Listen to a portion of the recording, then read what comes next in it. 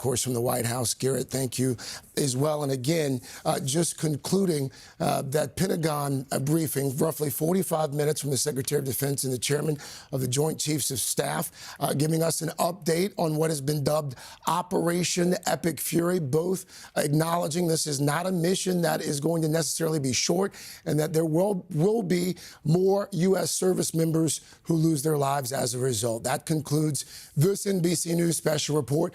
Much more throughout the day. For the very latest, head to NBC News Now and NBCNews.com. For now, I'm Craig Melvin here in New York. Thank you for watching.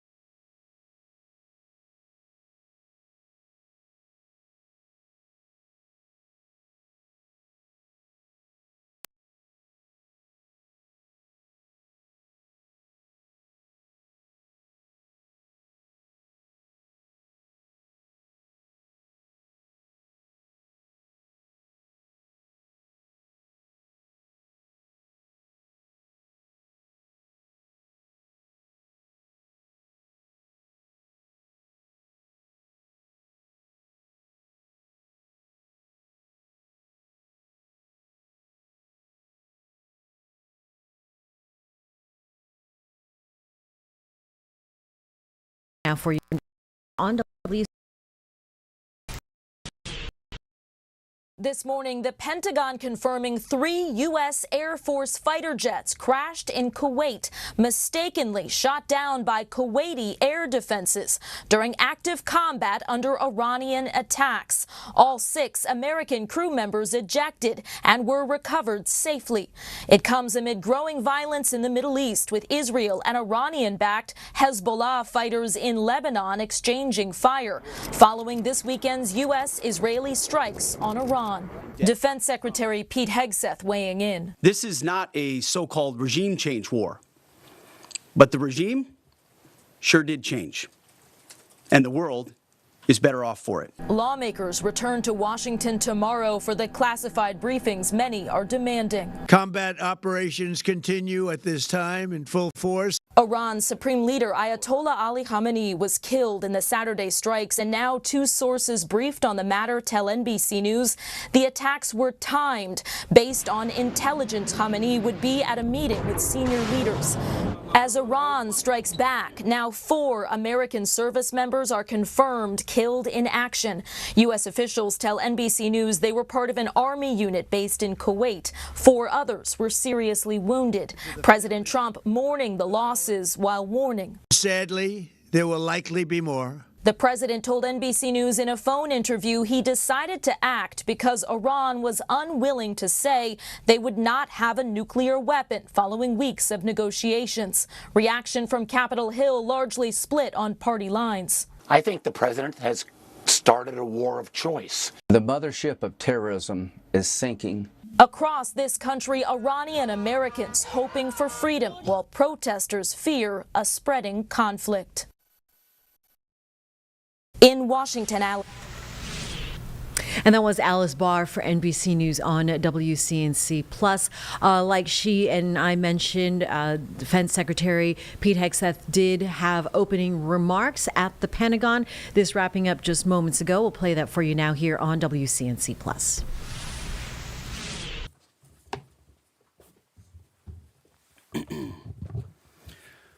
Well, good morning. We just finished an update with Admiral Brad Cooper, the CENTCOM commander, across the CENTCOM AOR, our leadership and troops, as you would expect, doing a fantastic job. 2 days ago, under the direction and direct orders of President Donald J. Trump, the Department of War launched Operation Epic Fury, the most lethal, most complex, and most precise aerial operation in history. For 47 long years, the expansionist and Islamist regime in Tehran has waged a savage, one-sided war against America. They didn't always declare it openly, except for their constant chants of death to America. They did it through the blood of our people. Car bombs in Beirut, rocket attacks on our ships, murders at our embassies, roadside bombs in Iraq and Afghanistan, funded and armed by Iranian Quds Force and IRGC killers. My generation of veterans carry the names of brothers who never came home. Brothers butchered by Iranian-backed roadside bombs and well-armed militias, thousands of our own. We didn't start this war, but under President Trump, we are finishing it. Their war on Americans has become our retribution against their Ayatollah and his death cult. It took the 47th president, a fighter who always puts America first, to finally draw the line after 47 years of Iranian belligerence. He reminded the world, as he has time and time again, being an American means something unbreakable. If you kill Americans, if you threaten Americans anywhere on earth, we will hunt you down without apology and without hesitation, and we will kill you. President Trump has also been very consistent.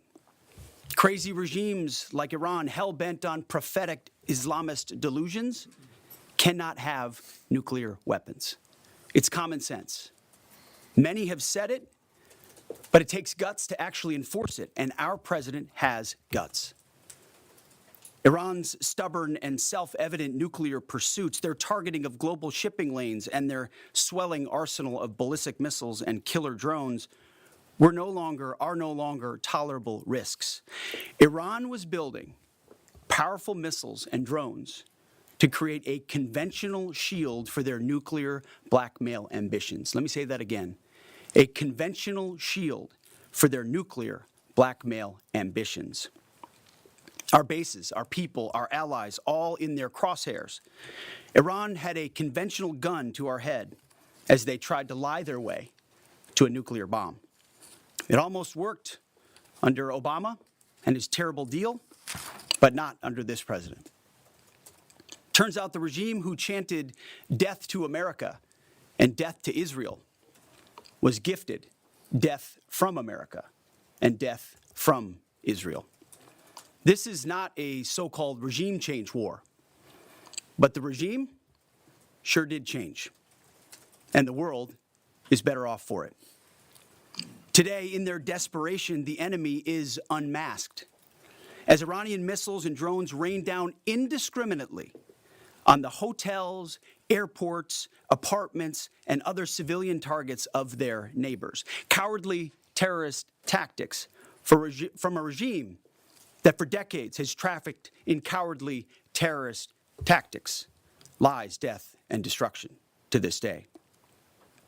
The Iranian leadership has built nothing except proxies and missiles and drones and deeply buried nuclear factories and facilities.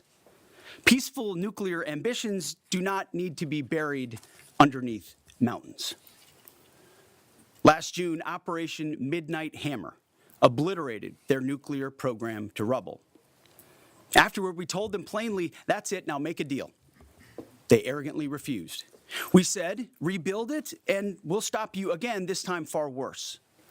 Well, President Trump, Secretary Rubio, Steve Witkoff, Jared Kushner, they bent over backwards for real diplomacy, offering pathway after pathway to peace. I watched it. I was there. They tried over and over and over again earnest attempts at peace. The former regime had every chance to make a peaceful and sensible deal. But Tehran was not negotiating. They were stalling, buying time to reload their missile stockpiles and restart their nuclear ambitions. Their goal, hold us hostage, threatening to strike our forces. Well, President Trump doesn't play those games. And as Secretary Rubio said after the Maduro raid, if you don't know, now you know. President Trump puts America and Americans first. He doesn't hesitate, and neither do our troops. The mission of Operation Epic Fury is laser-focused.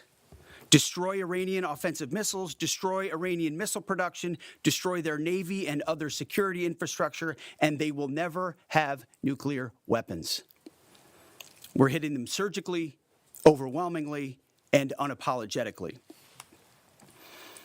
With every passing day, our capabilities get stronger and Iran's get weaker. We set the terms of this war, from start to finish. Our ambitions are not utopian. They are realistic, scoped to our interests and the defense of our people and our allies. Speaking of people, we hope the Iranian people take advantage of this incredible opportunity. President Trump has been clear, now is your time. To Iranian security forces, choose wisely. President Trump has also been clear about your fate in either direction. To the media outlets and political left screaming endless wars, stop. This is not Iraq. This is not endless. I was there for both. Our generation knows better, and so does this president. He called the last 20 years of nation-building wars dumb, and he's right. This is the opposite. This operation is a clear, devastating, decisive mission. Destroy the missile threat, destroy the Navy, no nukes. Israel has clear missions as well, for which we are grateful. Capable partners, as we've said since the beginning, capable partners are good partners.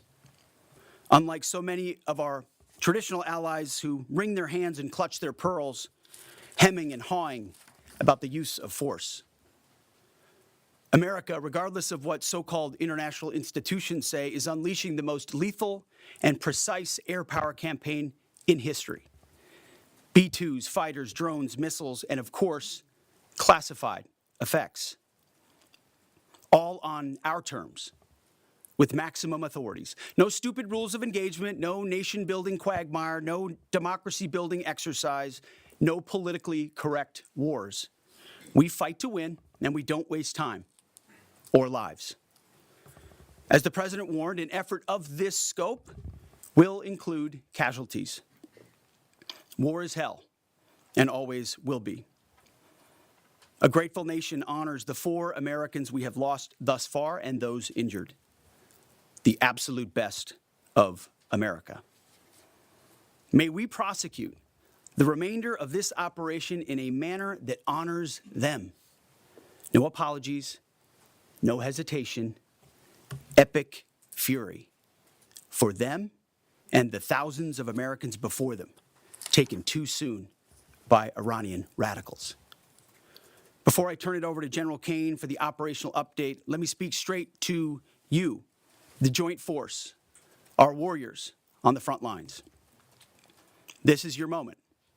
This is the generational turning point America has waited for since 1979, and since the rudderless wars of hubris, my generation, our generation, endured. Don't listen to the noise. Just stay focused.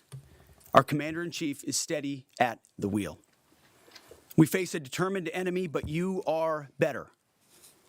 But we must prove it every single day. History doesn't care if we're tired, if we're scared, or if the fight feels big. It demands warriors who rise anyway. Peace through strength, the warrior ethos, lethality, unity of purpose, those are not slogans. They're the beating heart of what it means to wear the uniform, that uniform. You think clearly under fire, you act decisively in chaos, you uphold the Constitution, and you uphold our country without hesitation. We are not defenders anymore. We are warriors, trained to kill the enemy and break their will. History is watching. Be the force you swore an oath to be, focused, disciplined, lethal, and unbreakable. We will finish this on America First conditions of President Trump's choosing. Nobody else's, as it should be. And know this above all, President Trump and I have your back, always. Through fire, through criticism, through fake news, through everything. We unleash you because you are the best, most powerful, most lethal fighting force the world has ever seen. May Almighty God watch over you and his providential arms of protection extend over you. Godspeed, warriors, and keep going. General Kane, over to you. Thank you, Mr. Secretary. Of course, we will continue to follow the latest developments out of the Middle East and the fallout from the Iran strikes. First, we're going to take a break here on Live Impact News on WCNC Plus.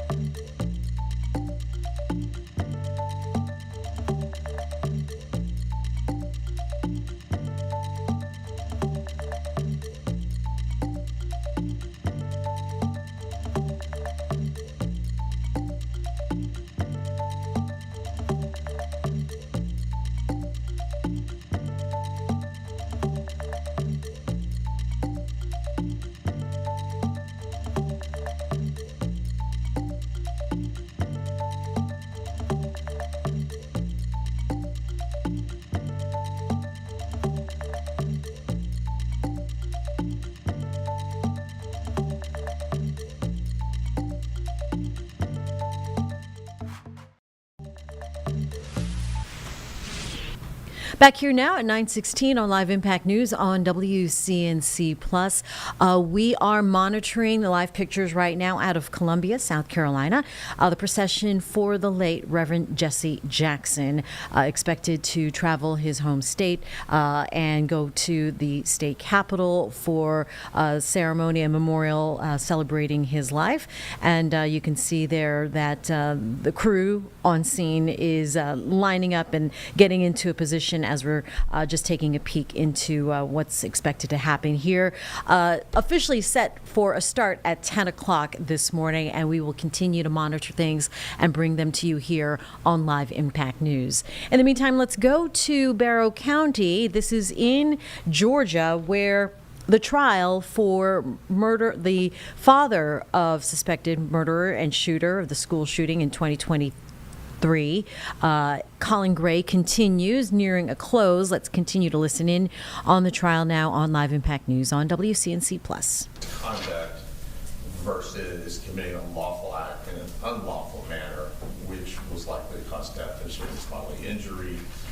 We feel it is appropriate due to the fact that he is charged in such a way that he's absent all malice, so without intending to, which is the second element of involuntary manslaughter, causing the death of another person by committing the offense of reckless conduct. So reckless conduct is defined as endangering bodily safety by consciously disregarding substantial and unjustifiable risk that the defendant's act, in this case, leaving access to a firearm and ammunition under circumstances the state intends to prove in terms of consciously disregarding that risk would endanger the safety of another person. Obviously, the conscious disregard must rise to the level of a gross deviation.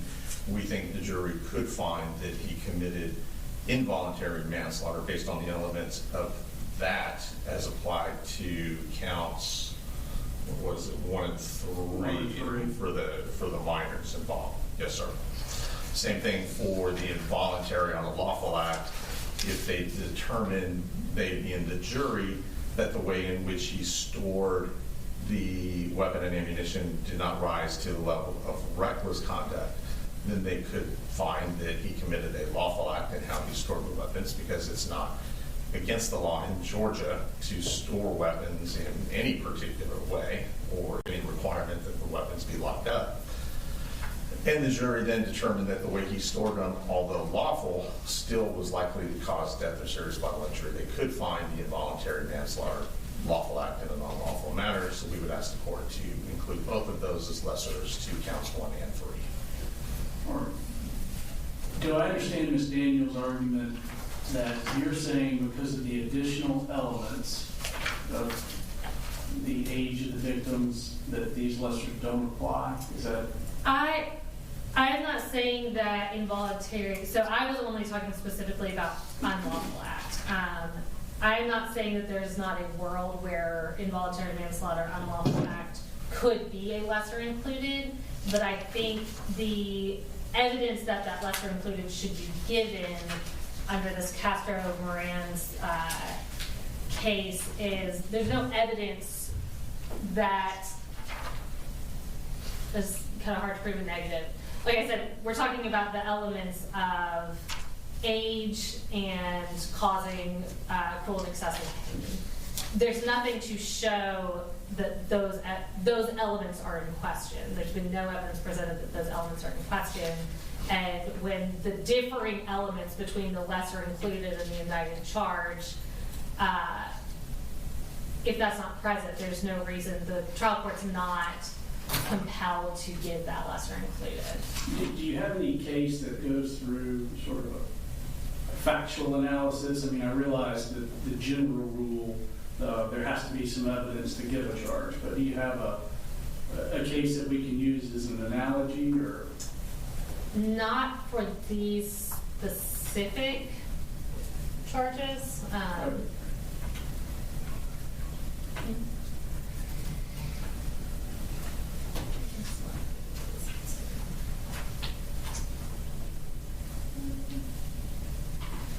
Let me make sure that I have the right case here.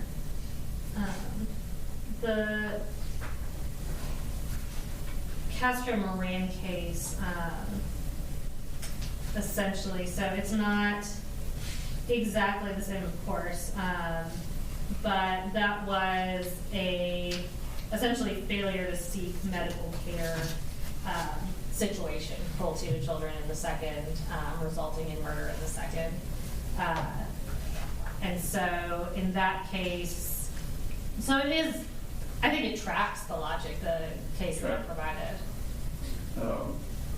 Mr. Hobbs, was there a specific case that you all felt was helpful? No, Judge, we would just point to the language that the court has already articulated, and that if there's any evidence, the court should give the lesser included defense. And we think there is in this case. All right.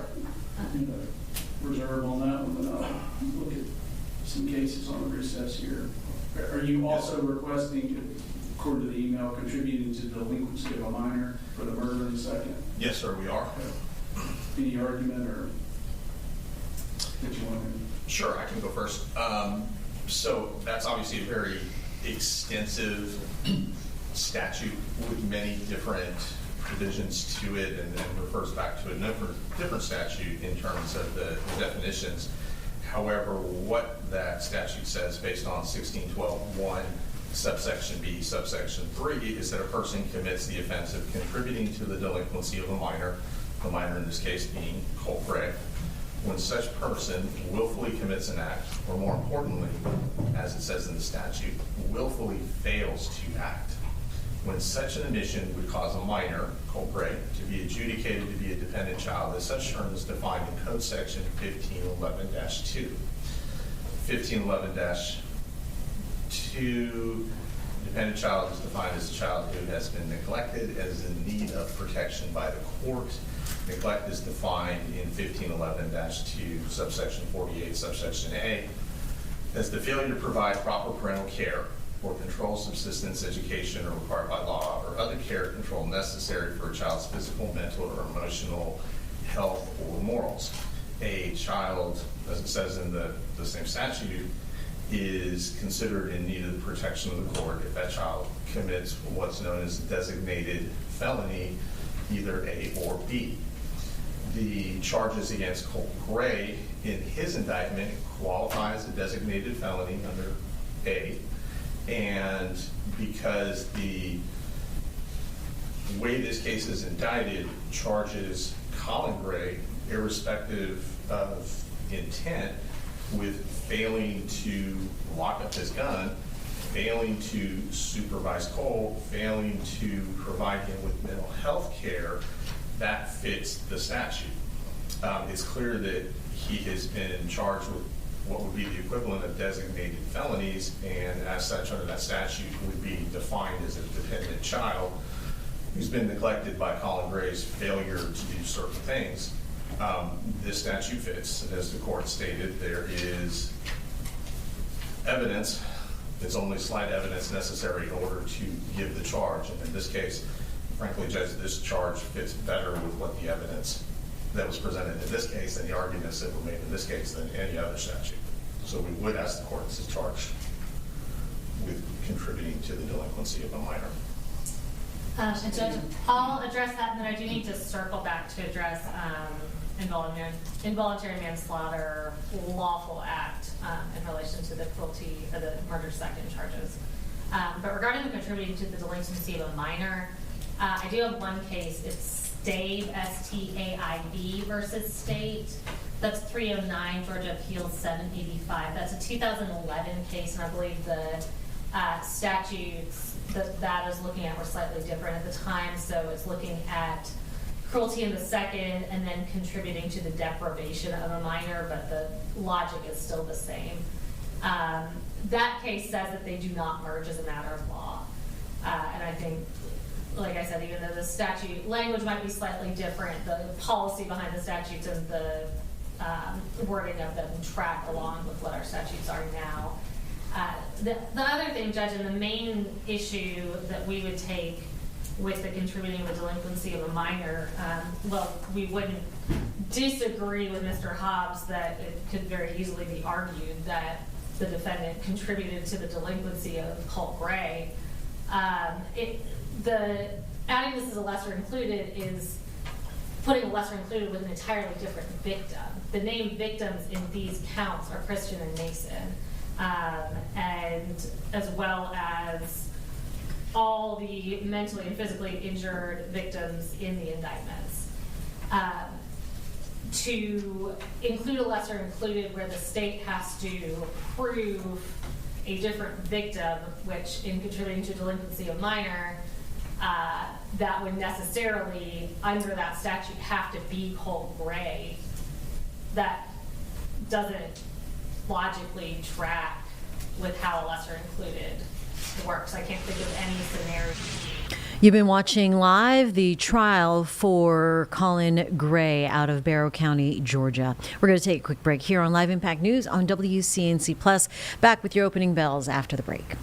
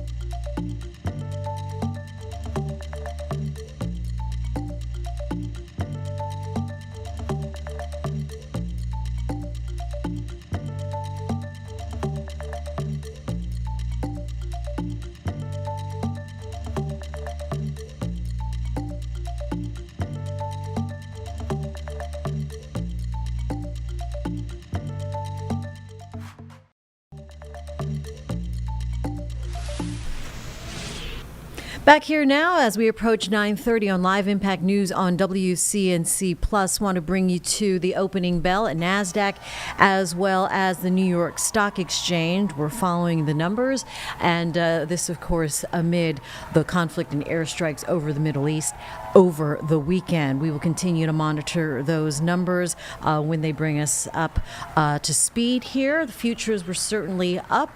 We'll see what NASDAQ and the Dow look like this morning once they put up the big boards. In the meantime, closer to home, South Carolina, we are looking at live pictures right now of the procession for the late Reverend Jesse Jackson. His memorial taking place at the state capitol in Columbia this morning. And we do have our Richard Devane, who is there covering things for you here on WCNC Charlotte. He'll come up with a live update and report here on WCNC Charlotte starting at 11:30.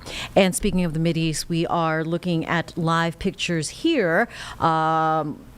This is actually Prime Minister Benjamin Netanyahu, who is taking a tour, we presume, in Israel as we look on some of the damage from the weekend and the airstrikes that we do know now is called Operation Epic Fury.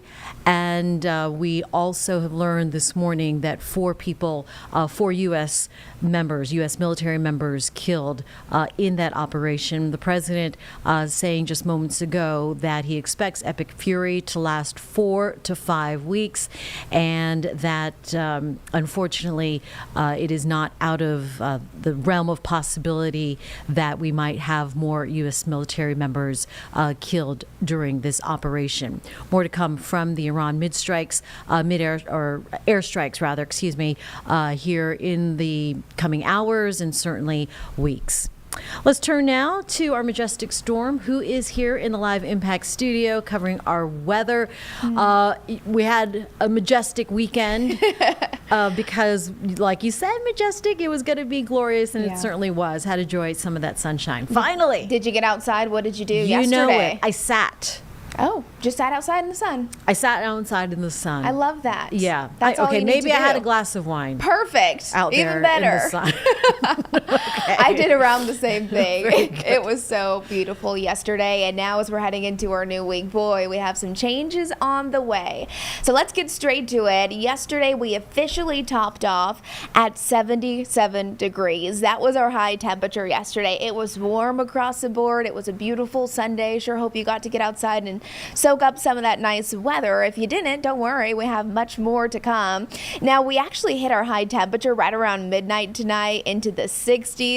Now by the afternoon, temperatures will be right around those low to mid 50s with mainly overcast skies today. So a whole different forecast as we're starting out our new work week. As we're taking a live camera look, this one's coming in from Dallas. You can see how overcast and gray it is. One of those Mondays where it's a little hard to find motivation, but I'll tell you one thing. I always like to start the week and I like to have something to look forward to.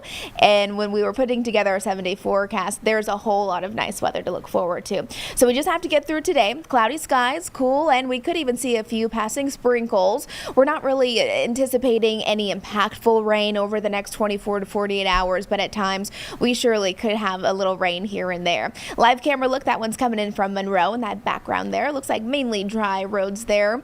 By the middle half of our week, you're going to notice by Wednesday, we start to see the sunshine. We will be ready for the sunshine at that point, and temperatures keep on warming up. Not only will we get the return of 70s, but even low 80-degree temperatures heading our way. Satellite and radar looks like this for Monday. Tons of cloud coverage across the Carolinas. Whenever you're looking at satellite and radar and you see all of that white, that's just indicating the clouds. So we have tons of clouds. Once we zoom it in, let's see who's getting some rain. Notice not very many people in our viewing area. Up in the mountains, a little bit of rain for your Monday morning. So if you're traveling, Ashwaubenon, Avery counties, good morning to you. Some wet conditions. We're not concerned about any strong storms or anything like that. Just some rain, and bottom line, maybe it's not the most beautiful start to our new work week, but we still really do need this rain. Here's another live camera look. Wanted to show you what it looks like out in Louisville. This is coming in from Anson County, where it's dry. It's also just very cloudy. Right now, temperatures aren't too bad though. We're right around those mid to upper 40s across the area. So if you're somebody who likes to maybe have a little slower start to your morning, eventually get out for some steps outside, or maybe you have some errands to run today, I would say just probably long sleeve shirt is what you'd want to go with. I don't think the rain's going to be all that impactful unless you're watching in the mountains right now and you're heading out to go walk the dogs. That's where it is currently raining. 12-hour forecast throughout the rest of the day. Notice our overall rain chances about 20 to 30%, so it's not going to be widespread or anything like that. I don't even think we'll have heavy downpours. Cloudy skies throughout our Monday, and then temperatures only climbing into the 50s this afternoon. So right around 54, 55 degrees as you're picking up those kids after school, or perhaps they have an after-school sports activity. Again, cloudy, spotty showers possible, but overall just kind of dreary. Those winds will be a little breezy today. So here's 11 o'clock this morning. Winds today, they'll be coming in from the north and the east, gusting around 20 miles an hour at times, 25 for some of those stronger gusts. So not the strongest winds we've ever seen, but by Wednesday and into the later half of the week, we'll finally see those winds change direction. And once they start to push in from the southwest, that's what we like, because that helps to usher in the warmer air, and then overall our temperatures respond to that, and that's why it's going to get very warm this week. As far as the rain goes though, small chances today and into tomorrow. So starting out the work week, cloudy, cool, and some opportunities for rain, but again, we're not tracking even any widespread opportunity. Then Wednesday through Sunday, conditions are going to be incredible. If you're itching for kind of more of a spring-like weather pattern, you're definitely going to get plenty of that. And then next week, I have my eyes on this for a couple of reasons, because our rain chances start to increase, but we're also going to be holding on to warm temperatures. For me, that's indicating, okay, could we have some storm potential? That's kind of the ingredients for storms to start to form. When we have that moisture, we have the more humid and warm air. So make sure you stay close to our weather team next week, as we'll be watching that for you. Meanwhile, here's our futurecast, 11 o'clock this morning, just before lunchtime. Again, scattered showers up in the mountains, still tons of cloud coverage for the rest of us. I'm not saying we'll be perfectly dry in Charlotte, but any rain that we do get really shouldn't be that big of a deal. By 4 o'clock this afternoon, picking up the kids after school, again, it's going to be fine. Maybe your drive home from work, cloudy overall. I mean, we're not going to see sunshine for the next couple of days. It's going to be a bit of a struggle when it comes to that, but we're really going to make up for it by the middle to end of our work week, and especially the weekend. As we're heading through 8 o'clock tonight, again, you can see a little bit of grain, just indicating some light scattered showers. Tuesday morning, we'll wake up, temperatures again pretty mild into the 40s, not bitterly cold as we're heading into the morning time hours, which is nice. And then afternoon, could have a little bit of a better opportunity to see some sunshine, but not all models are agreeing on that. So I would just plan for a lot of cloud coverage Monday and Tuesday, and then finally by the middle half of our work week, conditions look great. Here's Wednesday, 7 o'clock in the morning, sunny skies to get us started. And boy, we're not only just holding on to the sunshine by Wednesday afternoon, but again, the big talker on Wednesday will be those warm temperatures, already into the mid 70s on Wednesday. So I know a lot of people, you know, it's only Monday, but you're already starting to make some of those weekend plans. 10-day forecast looks like this. So we should be at 60 degrees this time of the year. That is officially our average high temperature. But today, 54s will be in the afternoon. Remember, we already hit our high around midnight, so technically overall today, most hours of the day will be below average. Tomorrow, 60 degrees for our high, and then as we're heading through Wednesday, 77 on Wednesday, Thursday, 79, Friday, low 80s, 82 by Saturday, and it's not just low 80s, we're talking 80-degree temperatures and sunny skies. It's going to be incredible for those of you who love warm weather. You want to get outside and soak it up, start making some plans, or even just this week, your lunch break, you go take a walk outside, maybe grab some lunch and eat outside.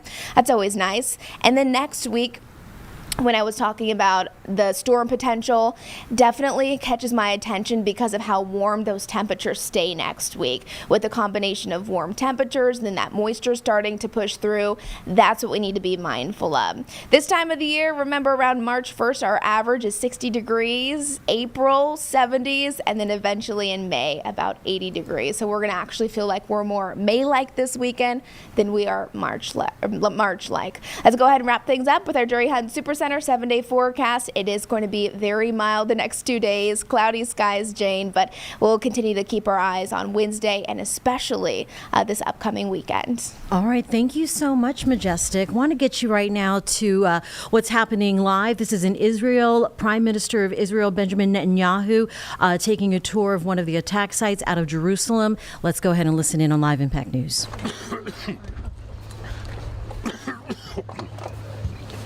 This is the third day of the Operation Roaring Lion, the operation the Israeli army and the state of Israel set out to, with our great friends, the United States of America and President Trump, to thwart existential threats to Israel and great threats to America and the entire world.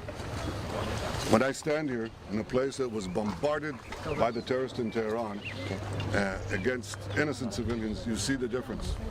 The tyrants of Tehran target civilians. We target the tyrants of Tehran to protect civilians. I've said for many years that they threaten not only Israel and not only America. They chant death to Israel, death to America. That's their ultimate target. But I said that they would also target those in between, that they would target Europe. They did. And if this regime, this terrorist regime of the kind we've never seen in the world, if they get nuclear weapons and the means to deliver them, ballistic missiles, intercontinental ballistic missiles, they will threaten all of humanity. So we set out to protect ourselves, but in so doing, we protect many others. And I want to say special thanks to our great friend and a great leader of the world, Donald Trump, for joining us in this crucial effort to save the world. Thank you. Each day, sir, this war is expanding.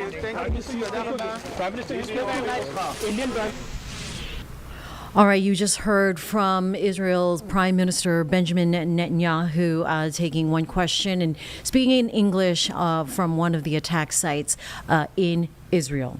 We're going to take a quick break here on Live Impact News on WCNC Plus.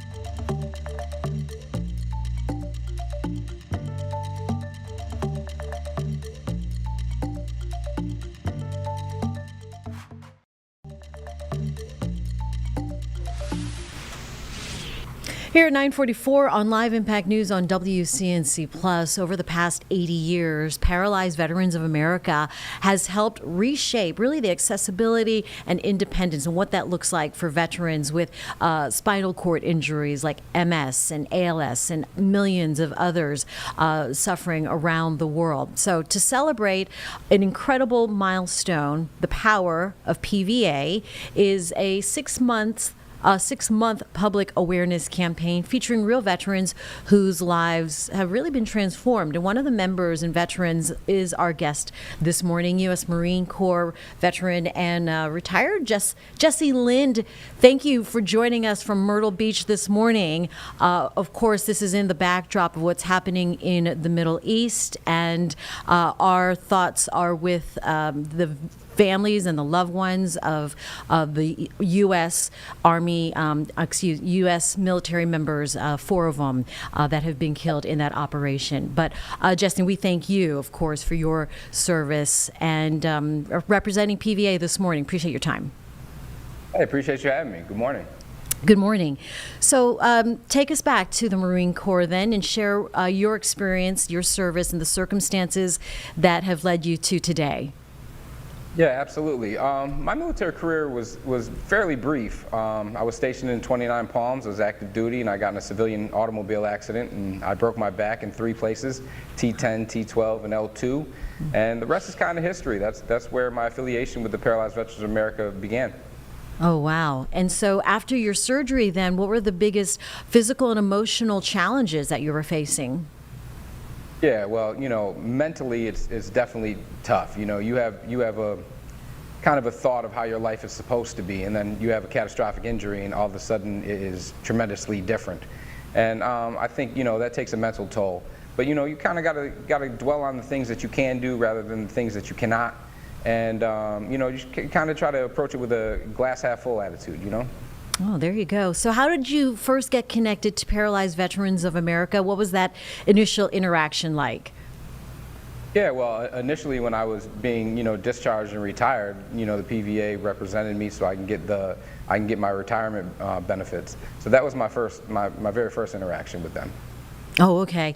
And then from there, how do you shift then from sort of this uncertainty to this forward momentum?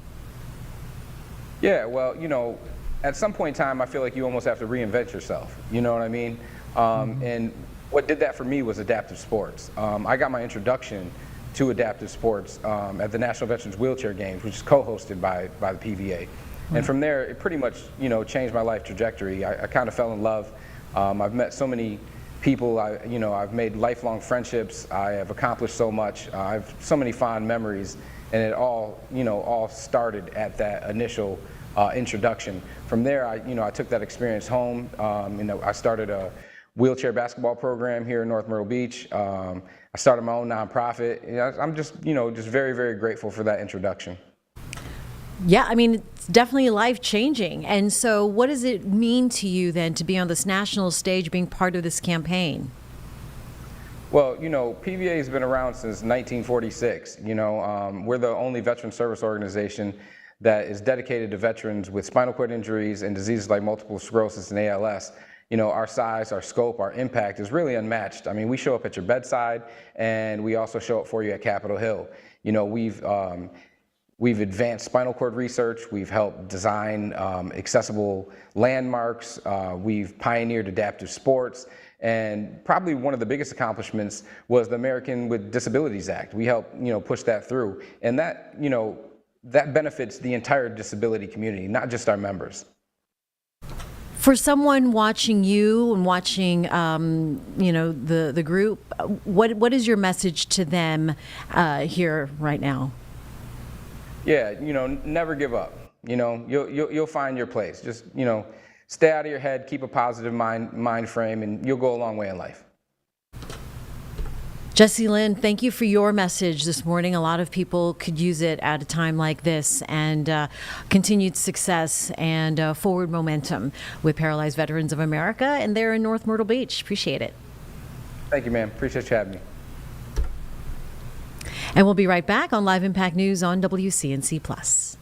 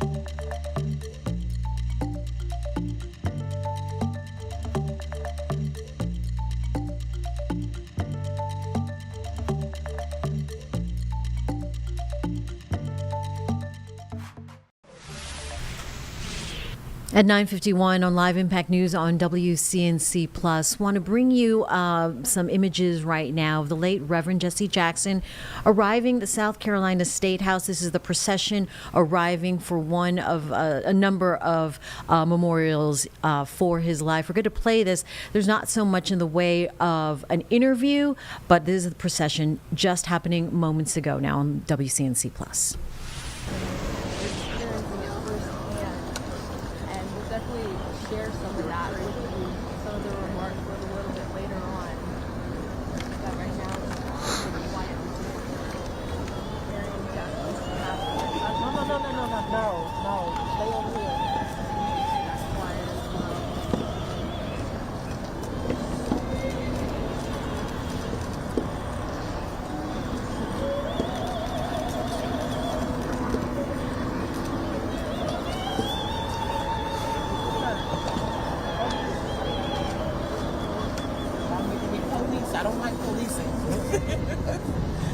just trying to respect what they wanted. They didn't want anybody.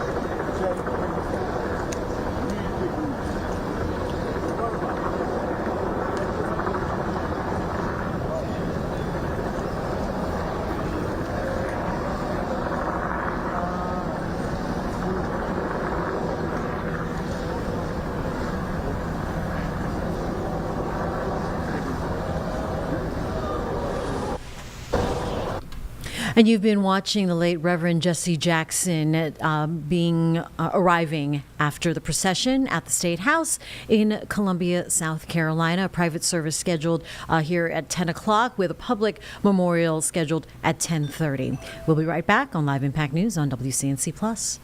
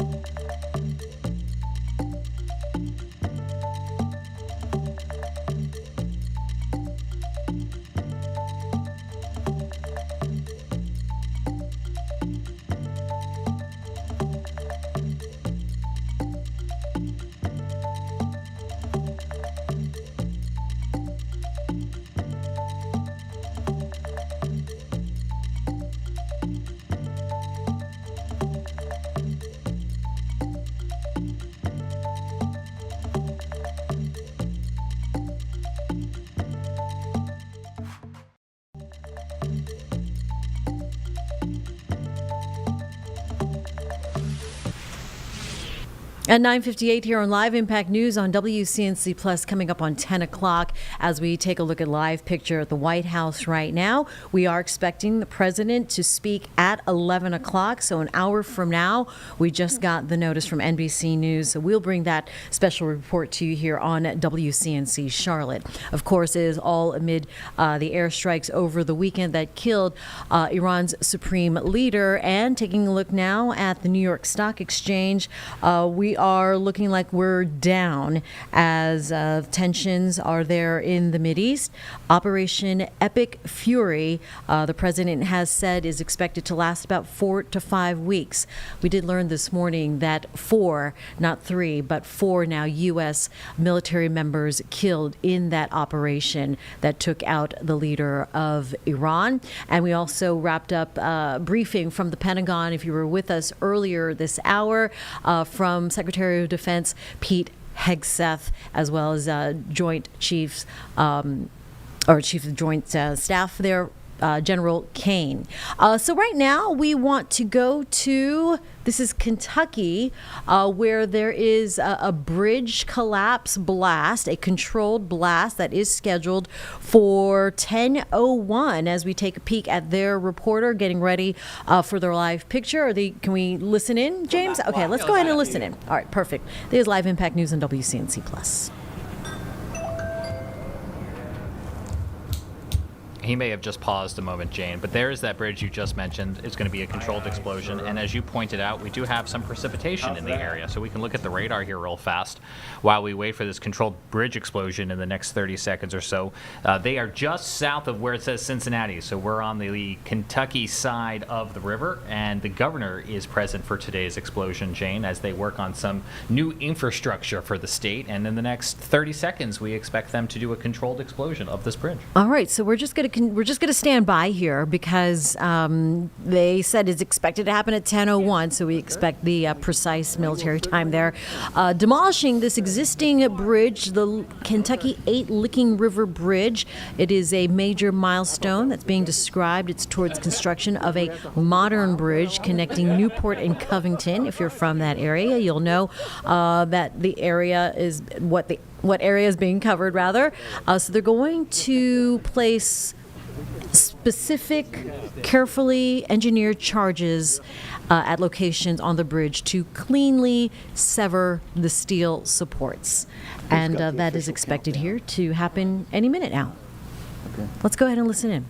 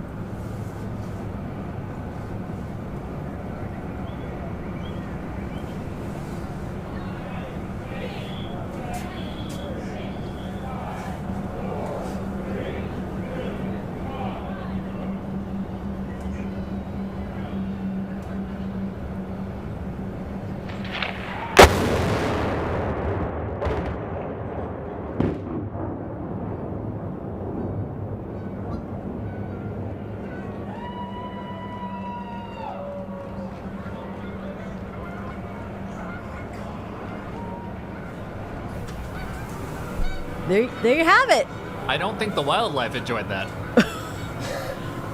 Yeah, what are we hearing? I think there were some Canadian geese that flew by. Some geese, yeah, birds. I'm sure they'd be very confused. Oh. All right.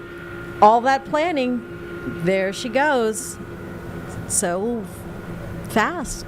Blasting operations there. They set it up and it came down. So everyone seems like it's been secured, success.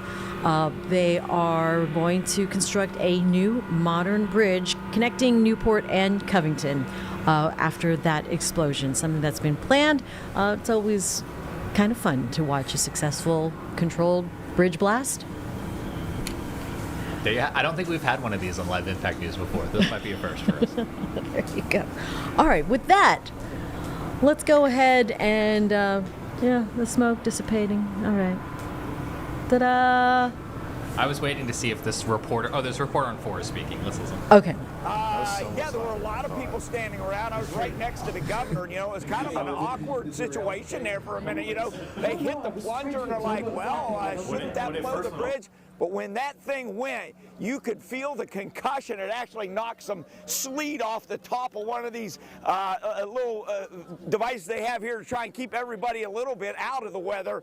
And so it was a powerful blast when you did feel that concussion and this thing came down. The governor here, the mayor of Newport, the mayor of Covington was here. A number of people down in this area right here where you could get advantage. This is, again, this bridge was 90 years old. In fact, before this bridge, they had it was basically a cable bridge that came underneath or over top of here, and this is how long ago it was. They've been crossing the river here. That first bridge fell about a week or maybe a month after it was up. They had cattle that was going across it, and the whole thing collapsed, so they had to build another one. This one was built in 1936. It was called the World War Bridge. It was dedicated to World War, what we call World War I now. They called it the World War then because they didn't have two of them at that time. So it's been around a long time, and now we're going to have a new bridge. It's going to be this 3-arch suspension bridge. It's going to have pedestrian bike lanes on either side. It's about a $99 million project. So it's not just about history today, it's also about the future. I'll send it back to you guys. All right, by all accounts then, a successful bridge blast for you there out of Kentucky. We'll be right back on Live Impact News on WCNC Plus.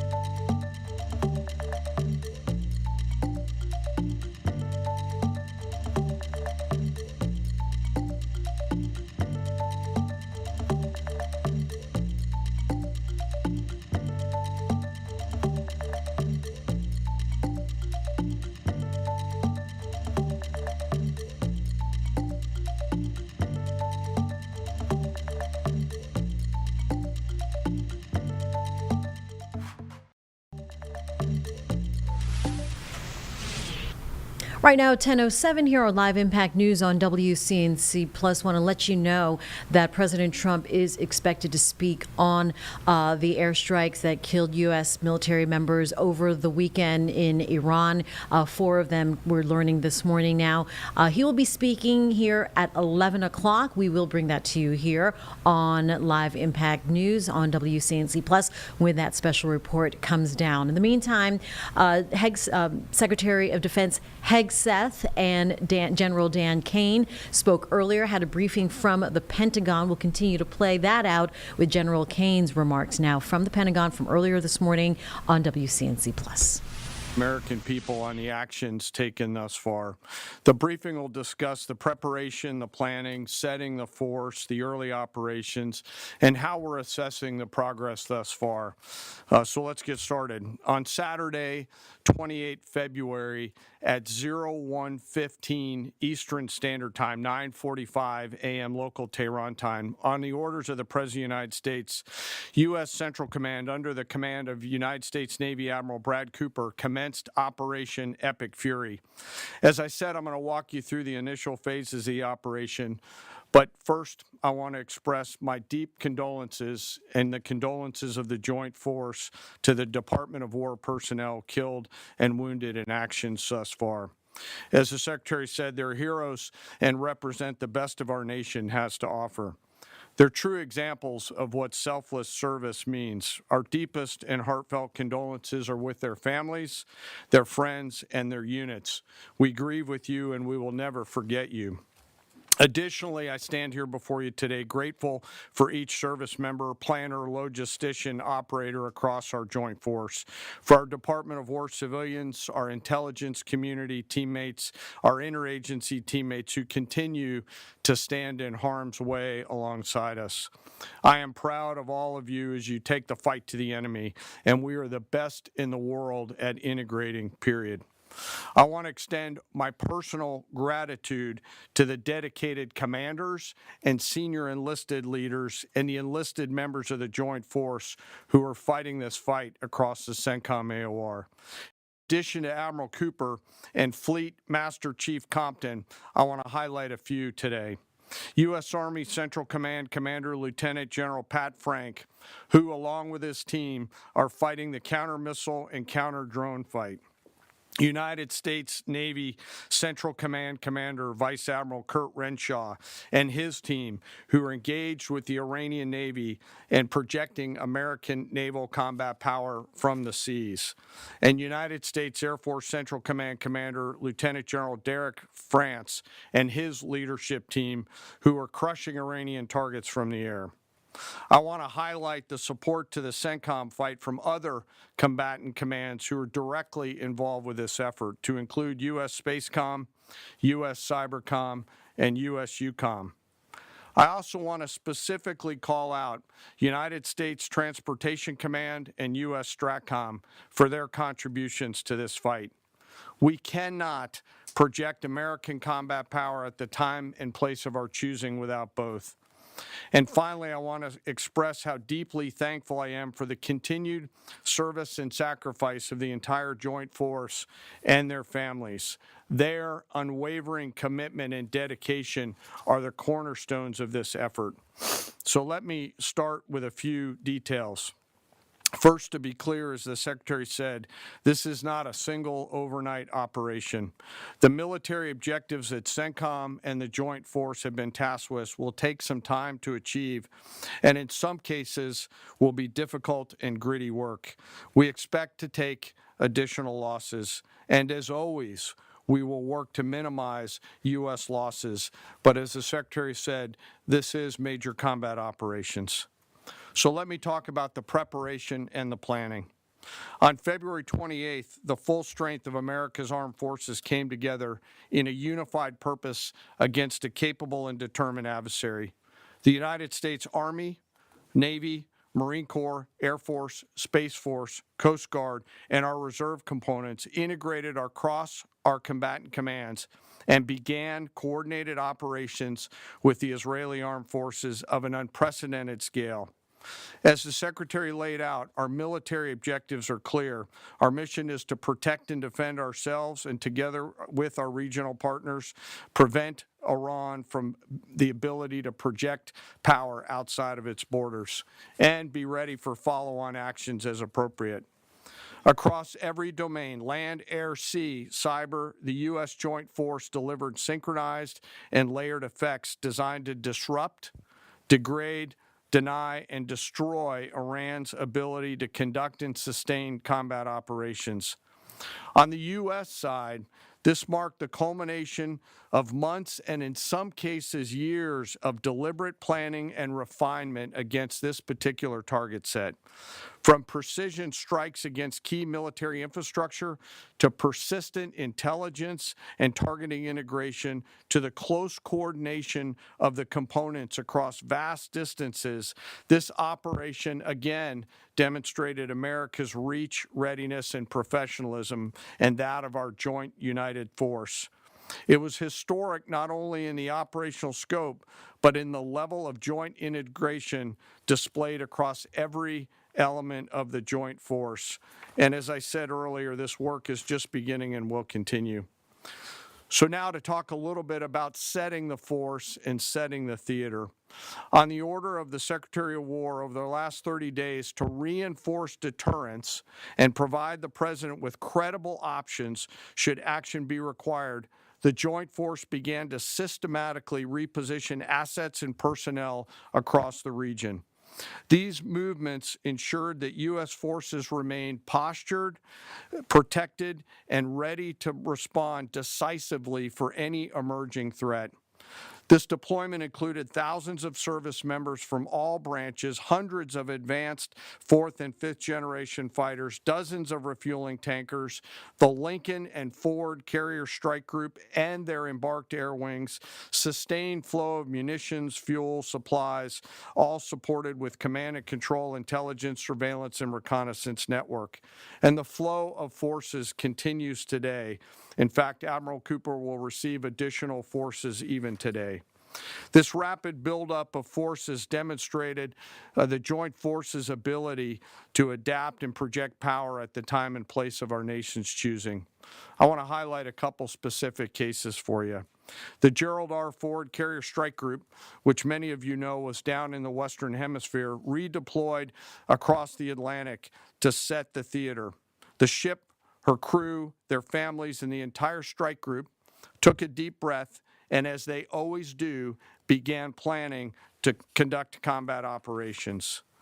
The integrated Reserve and National Guard forces have continued to demonstrate the value of America's reserve forces, including the Wisconsin Army National Guard operating in Kuwait and Iraq, and Air National Guard units from a variety of states to include Vermont and Virginia. In the case of the Vermont Air National Guard and the 158th Fighter Wing, they were mobilized for Operation Absolute Resolve and then were tasked to take their F-35As across the Atlantic instead of going home to be prepared to support this operation. The same is with our Air National Guard and Air Force Reserve Command tanker and mobility forces, who stepped right out of their civilian jobs to deploy and to protect the region. Lastly, I want to highlight the unsung heroes of warfare, our American logisticians and sustainment force, those who quietly work every day behind the scenes to project and sustain America's combat power. Our leaders from World War II were right when they said professionals do logistics. As regional tensions rose, the Joint Force elevated our force protection measures on the order of the Secretary and repositioned discreetly civilians and non-essential personnel designed to ensure the safety and security of our joint force. By the time operations began, only essential forces remained on our bases and in theater, all ready, capable to respond. So now let me move to H hour. At 3:38 p.m. on Friday, February 27th, the United States Central Command, through the Secretary of War, received the final go order from President Trump. The President directed, and I quote, "Operation Epic Fury is approved. No aborts. Good luck," close quote. In the region, every element of the Joint Force made their final preparations. Air defense batteries readied themselves, checking their systems to respond to Iranian attacks. Pilots and crews rehearsed their strike packages for the final time. Air crews began loading their final weapons, and 2 carrier strike groups began to move towards their launching points. Across the globe, our operations centers came alive in Tampa, Florida, here at the Pentagon, and of course forward in the Central Command AOR. As always, operational security was paramount as we sought to maintain and sustain the element of surprise. This operation was highly classified so that at H hour, the enemy would see one thing: speed, surprise, and violence of action. The first movers were U.S. Cybercom and U.S. Spacecom, layering non-kinetic effects, disrupting and degrading and blinding Iran's ability to see, communicate, and respond. At H hour, the beginning of major combat operations, 01:15 local Eastern Daylight Time, 9:45 local AM Tehran time, as dawn crept up across the Central Command AOR, the skies surged to life. More than 100 aircraft launched from land, sea, fighters, tankers, airborne early warning, electronic attack, bombers from the States, and unmanned platforms, forming a single synchronized wave. This was a daylight strike based on a trigger event conducted by the Israeli Defense Forces, enabled by the U.S. intelligence community. The first shooters at sea were Tomahawks unleashed by the United States Navy, closed in on Iranian naval forces, and began to conduct strikes across the southern flank in Iran. On the ground, forces fired precision standoff weapons, measured, deliberate, precise, and lethal. This was a massive, overwhelming attack across all domains of warfare, striking more than 1,000 targets in the first 24 hours. We are now roughly 57 hours into the operation. In the initial phase, CENTCOM's focus was systematic targeting of Iranians' command and control infrastructure, naval forces, ballistic missile sites, and intelligence infrastructure designed to daze and confuse them.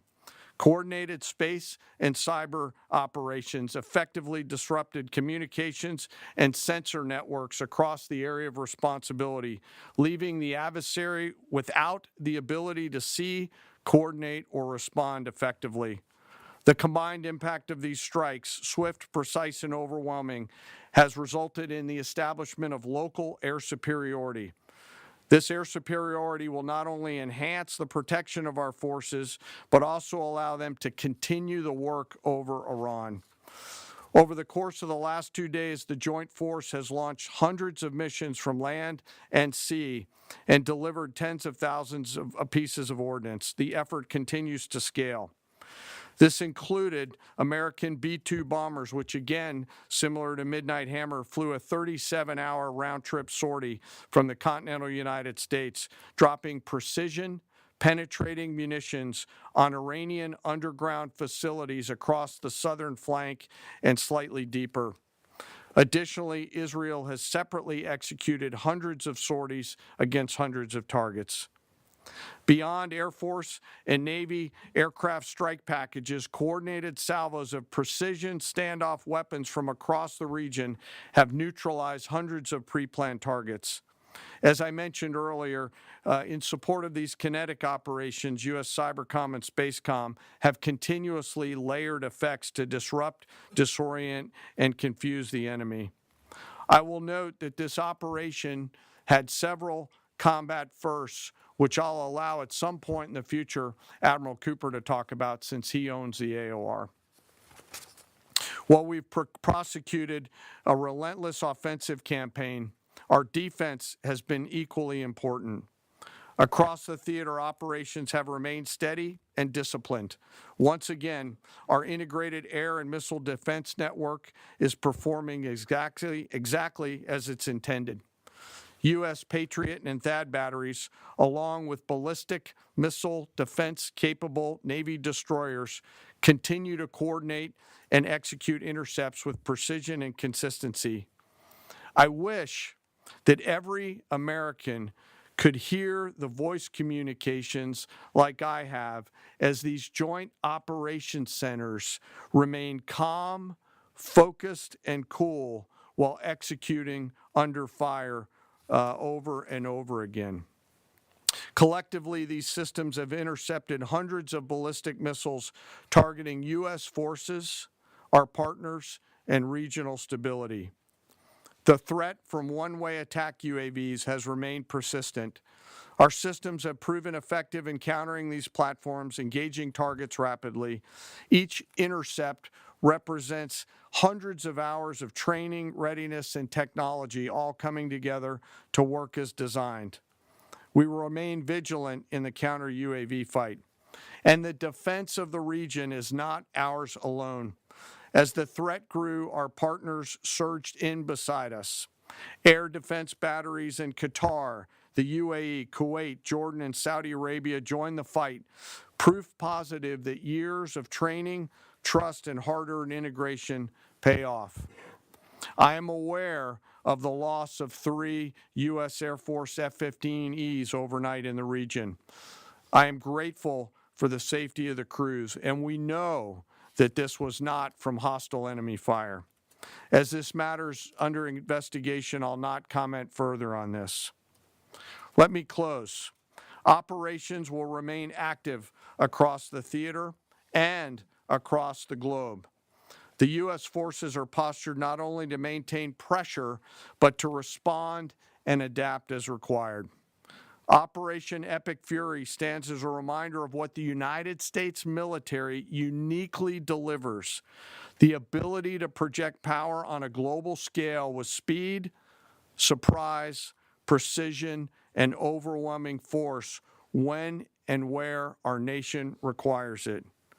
What we've demonstrated over the past several days reflects years of investment in readiness, joint integration, and professionalism of the joint force. As major combat operations continue across CENTCOM, we remain engaged globally. America's joint force retains the credibility, capacity, and flexibility to respond to any contingency anywhere in the world at any time. To those who... We'll get back to the Joint Chiefs Chair Dan Kane's remarks from the Pentagon in just a few minutes here, as we do need to take a break on Live Impact News on WCNC Plus.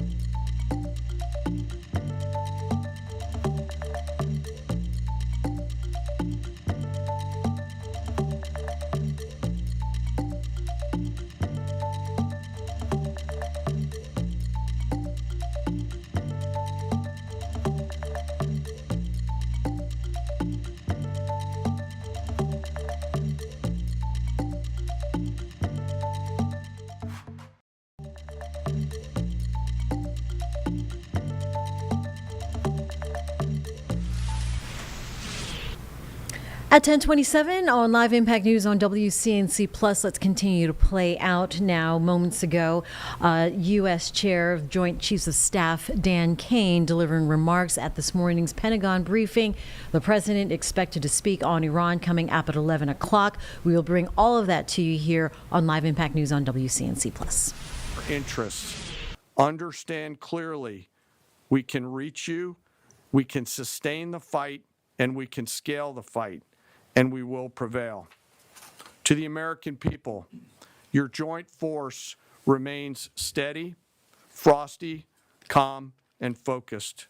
Your service members are trained, disciplined, and determined. We understand the risks of this mission and the weight of the responsibility that we carry. We also recognize that our families also shoulder the burden at home. You are a part of this too. I am proud today, as I am every day, to stand as a member of America's Joint Force. There is no mission too complex, no distance too great, and no adversary too determined for the men and women who wear our nation's uniform.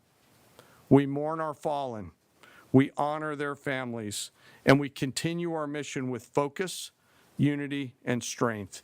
And now I'm happy to take any questions. Thank you, Mr. Chairman. Right here. Go ahead. Thank you for your time. What percentage of Iranian long strike capabilities are still in the fight, and what is our exit strategy here, and when will it be deployed? Well, they have long-range strike capabilities, which we are hyper-focused on. The brief we got just this morning, Admiral Cooper knows exactly and precisely what kind of threat matrix he's looking at, the way they might change their techniques and how we adapt to that. So we're making sure the theater commander has absolutely everything he needs. I mean, one of the things the chairman mentioned is for months and months, even before we built up, we ensured that we had maximum defensive capabilities in theater to allow the president the decision space in the future. So even before this build up in the last 30 days, we discreetly brought defensive assets in to make sure, understanding that there are Iranian capabilities. As far as time frame, I would never hang a time frame from our perspective. The commander-in-chief sets the op tempo and terms of this fight. As I said, it's on his terms, and we'll make sure that Admiral Cooper and his team have everything they need, not just to defend. I mean, the best defense is good offense. And so we're aggressively pushing into that airspace over that southern flank to ensure that we control it and we destroy anything that moves that would attempt to shoot us. Think of it as shooting the archer instead of the arrows. That's where we want to be. And we have the kind of exquisite intelligence to get over the top, find that and destroy it. It won't happen overnight. This is a big battle space with a lot of capabilities. That's part of the reason why it's such a threat to us. That's why I talk about conventional umbrella to blackmail nuclear ambitions. They were building up this conventional arsenal in order to ensure that no one would ever block them from their ability to get nuclear weapons. So we're very clear-eyed about the nature of this Iranian threat, and we're going to get after it. I don't know if you have anything to add to that, Mr. Chairman.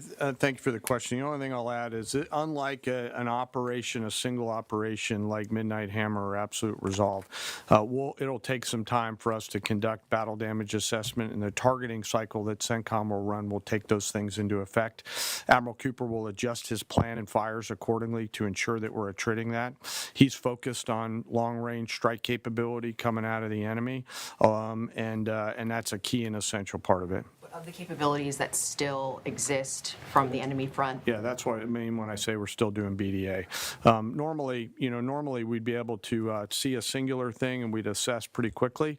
He's doing offense and assessment simultaneously, so it'll take longer for us to assess than it would in a single operation. Secretary Hegseth, thank you. Reagan Reese with the Daily Caller.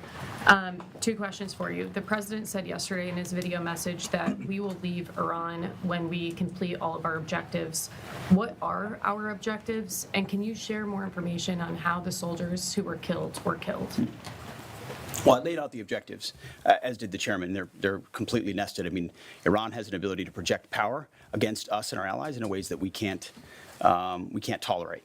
So whether that's ballistic missiles and drones, so offensive capabilities, effectively their Navy, which would attempt to set other terms and impose different costs, drone capabilities, which we laid out there. And ultimately, though, this tying it back to Midnight Hammer, the president has... You've been watching remarks from earlier this morning from the Pentagon, from Secretary of Defense Hegseth, as well as General Dan Kane. We need to take a break here on Live Impact News on WCNC+. We'll be right back.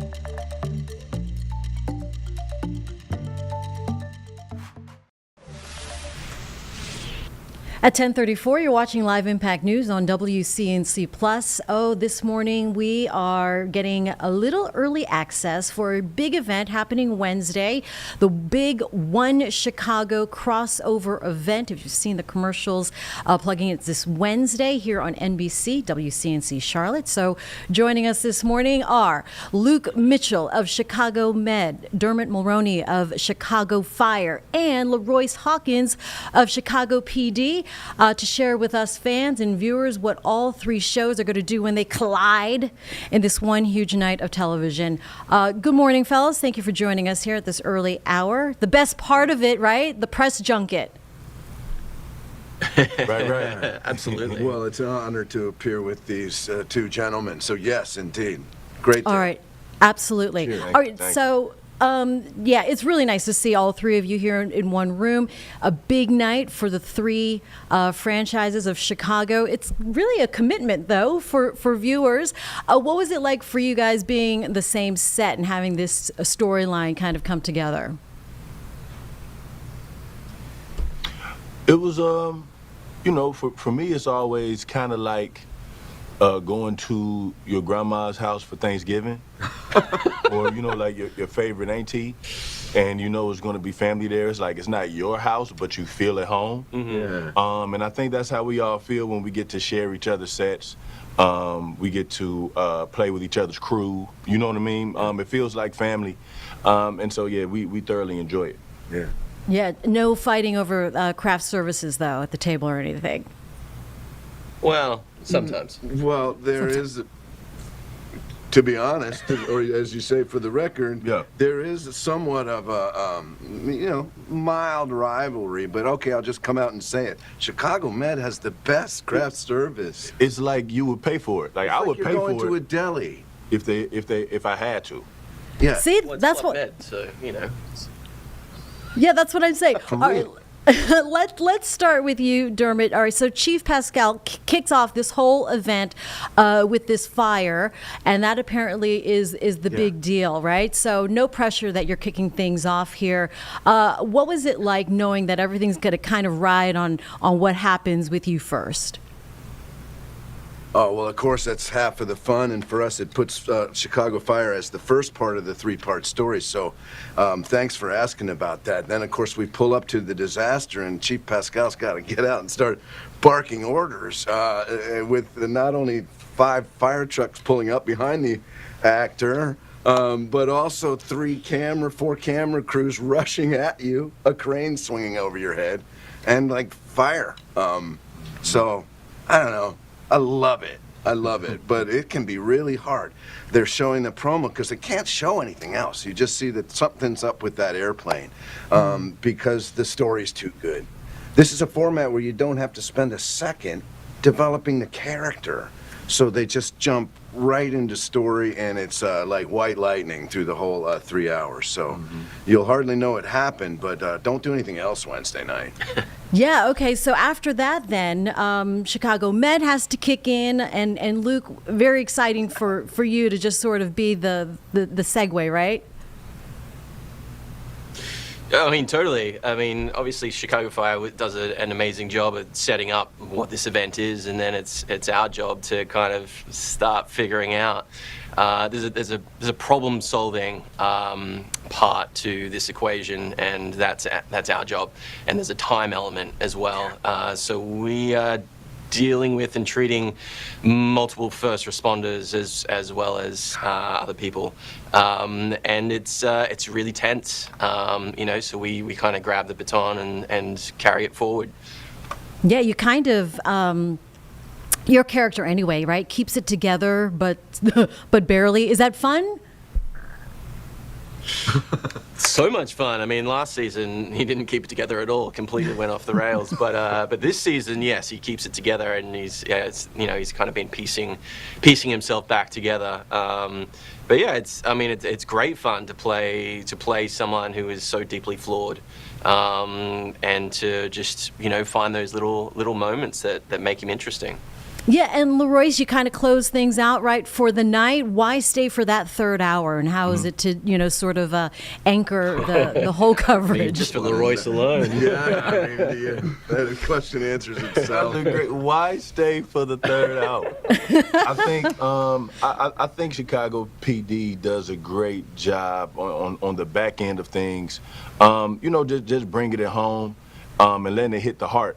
What as I've been thinking about it, and I forgot to make these points earlier, there's a theme of accountability and responsibility in this crossover that I think Chicago PD doesn't allow you to overlook, right? The OGs like Dermot, like Hank Voigt, they're past, right? I think in Chicago PD, we see where the past lands at the present, and to watch them take the accountability and responsibility for the city and for their teams, respectfully, I think that's what's going to make that third hour worth the whole thing. Trust me. All right. Well, if the Chicago crossover was a relay race, they always put the fastest runners on the last leg, right, to bring it home. That is true. So I remember that. I ran track. All right. Oh, and I wasn't it's a fast fit. enough for a relay. There you go. But Full on circle. Chicago PD, let the record show. Yeah, we're gonna bring it home. Bringing it home there Wednesday night starting at 8 o'clock Eastern time. And after this, can we look forward to another crossover event down the line? I certainly hope so. God willing. Yes, that's right. God willing. Between last if you year's, survive this one. I know that NBC, they just show by their intentions that they love doing this. It's super challenging. It's really hard on our crews, too. That's hundreds of people, hundreds of Chicagoans that invest a lot and take weekends away from their families to do this. So we have such gratitude. I hope they do it year after year and it becomes remains something that people look forward to in the way they do. All right, great talking to you three so much, and we look forward to that Wednesday night here on WCNC Charlotte, NBC's One Chicago event starting 8 o'clock Eastern time here on NBC. Thanks, guys. Appreciate your time. Thanks for having us. Thank you.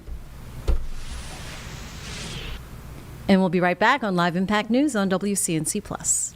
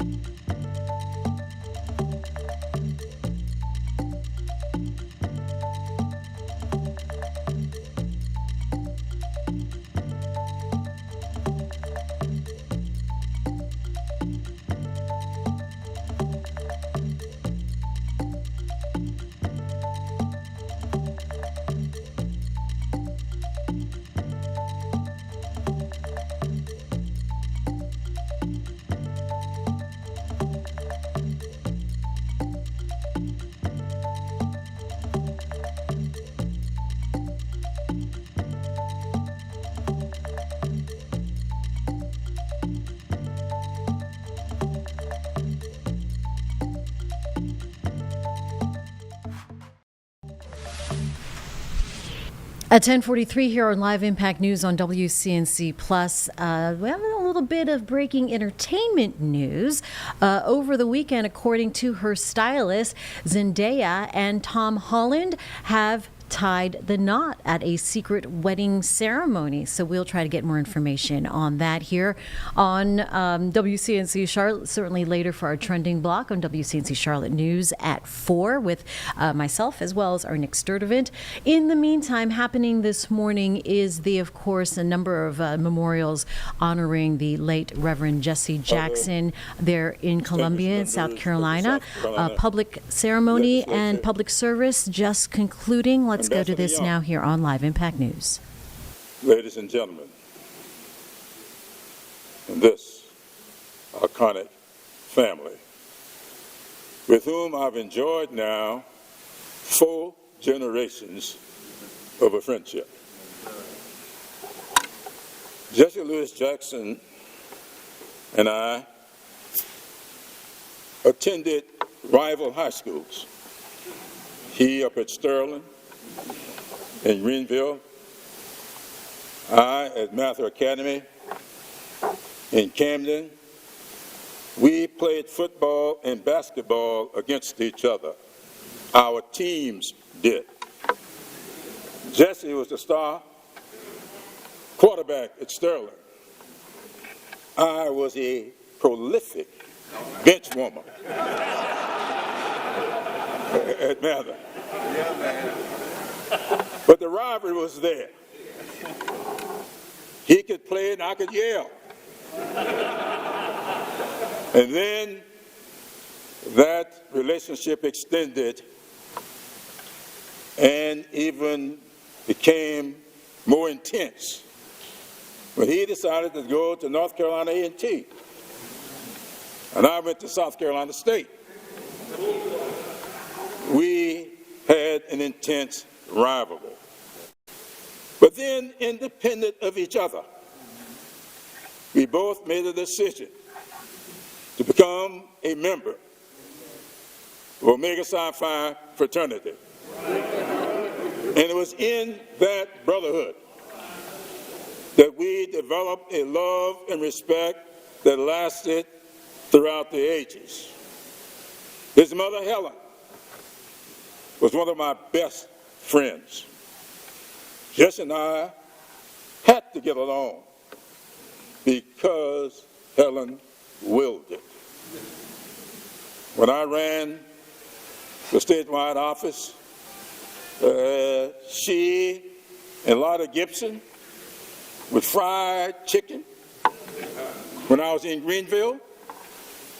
But when I was down in Georgetown, I never shall forget the night we kicked off a big rally in Georgetown. And I looked, and who was walking into the door of that church?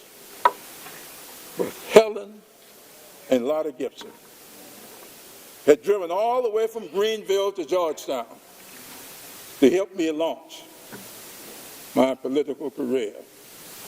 I had no way of knowing that I would live to serve in Congress with their grandsons. And our children would develop a friendship. When I walked over to speak to Jesse Jr. just a few minutes ago, he says, I've been talking with Mignon, my eldest. This is a friendship that spans generations. I opened the program 2 nights ago, quoting from an iconic pamphlet, words written at the time this country was trying to give birth to itself. 1776. In about 5 months, we are going to be celebrating the 250th anniversary of this country's existence. And I quoted Thomas Paine's famous words. And he wrote, "These are times that try men's souls. Summer soldiers and sunshine patriots will end the crisis, shrink from the service of their country. But he that stands it now deserves the love and thanks of man and woman, for tyranny, like hell, is not easily conquered. Yet we have this consolation with us, that the harder the conflict, the more glorious the triumph. Because Jesse Louis Jackson was not a summer soldier. He was not a sunshine patriot. He stood the times, and because of his efforts, I am able to sit where I sit today. I can remember those battles to get rid of winner-take-all elections. Who precipitated that? Jesse Louis Jackson. And I don't care what anybody may say to the contrary. Were it not for proportional voting in our primaries, Barack Obama never would have gotten the nomination to be president of the United States of America. It was when we got rid of those winner-take-all elections that Jesse was the precipitator of. I hear people talking all the time these days about proportional voting and how new that is. Ain't new. Jesse gave birth to it all. And so I'm pleased to be here today and to be a part of this service and thank this family for what they have meant to me and my family. There's an emotional connection that's hard to explain sometimes. But then several days ago, I got a phone call. I was just about to step into a breakfast. I didn't recognize the number because he wasn't using his phone. But something told me to answer that call. And it was Andy Young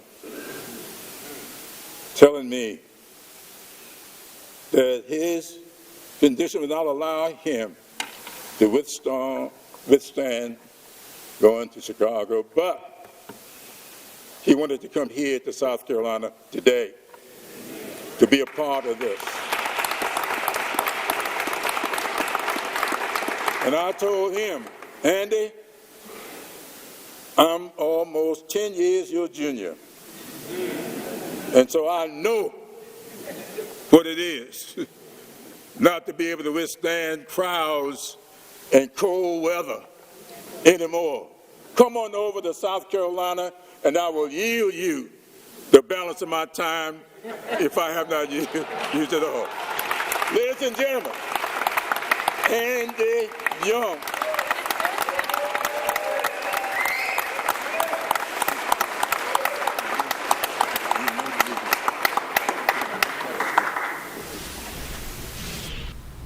And you're just watching public remarks now for the late Reverend Jesse Jackson to Lyons State at the State House in Columbia, South Carolina. We're going to take a break here on Live Impact News on WCNC Plus.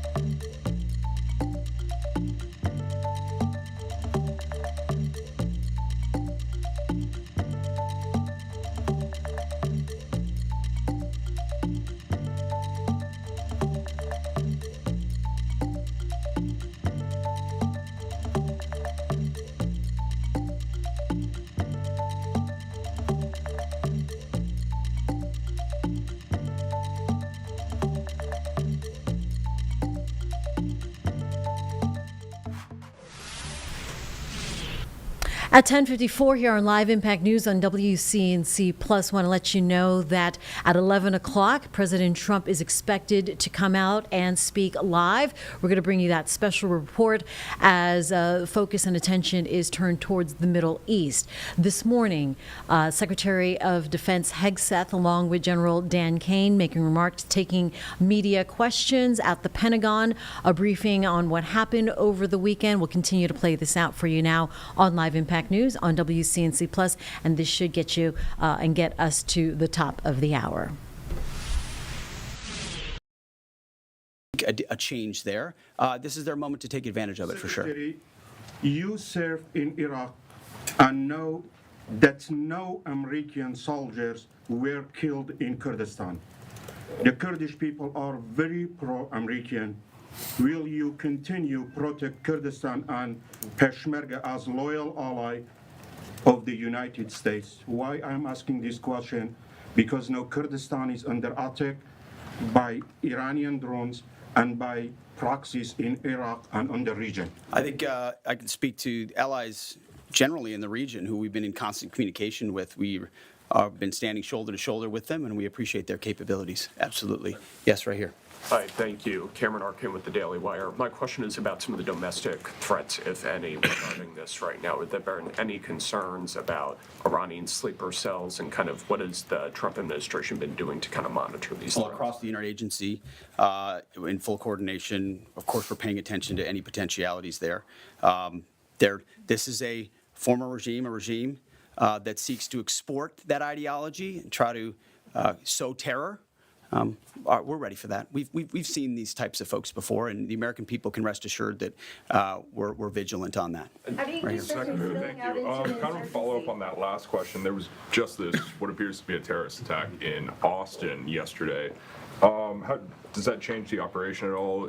What effect does that have? It doesn't change the operation at all, and I know the authorities are executing exactly the way they should. Secretary Hegseth, and one for Chairman Kane as well.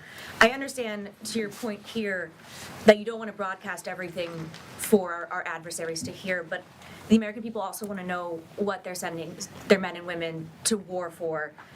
Is there a concern of this spiraling into a longer war? And then one for the Chairman when you're done. Did you not hear my remarks?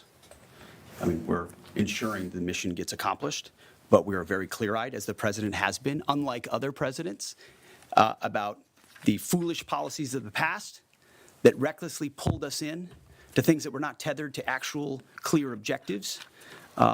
So we know. We have plans, we have generals, we have chairmen, we have commanders, CENTCOM commanders, Admiral Cooper, who's executing very deliberately to ensure outcomes that I laid out are accomplished. But we would never, in front of a press pool, lay out how long that may take. The mission for our warfighters, which is what matters to us, is very, very clear. And they're executing it right now violently. And just for the Chairman quickly, I have one for the Chairman. You said this is not a one-night operation. It will take time to achieve the goals. What would be the goal line here for you? I think the Secretary laid out the military objectives, and that's what we execute against is the military objectives. Last one right here. Enriched uranium is. Thank you, sir. As you've said, there are a large amount of U.S. service members that are in harm's way right now. What is your prayer for them? First of all, my prayer for them is that I do pray for them. My wife prays for them, our family prays for them, our cabinet prays for them. None of this is done on a whim. Having been in their boots, having been in their shoes, having been in their flight suits, I know we think about them with every decision that we make and every recommendation that we make to the President of the United States. Those recommendations are made prayerfully. And when I pray every day for them and for this mission, I pray simply for the biblical wisdom to see what is right and the courage to do it. It's going to take courage to follow through on this. There's going to be a lot of noise, and we pray for that, and we hope all of you do as well. Thank you very much. Appreciate it. Thank you. Going to strike first. Sites in Iran, sir.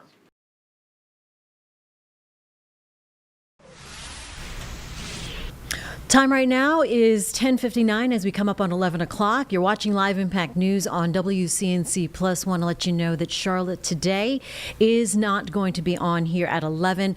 It will play later on WCNC Charlotte later this afternoon as we are continuing the coverage with the airstrikes and what happened over the weekend in Iran.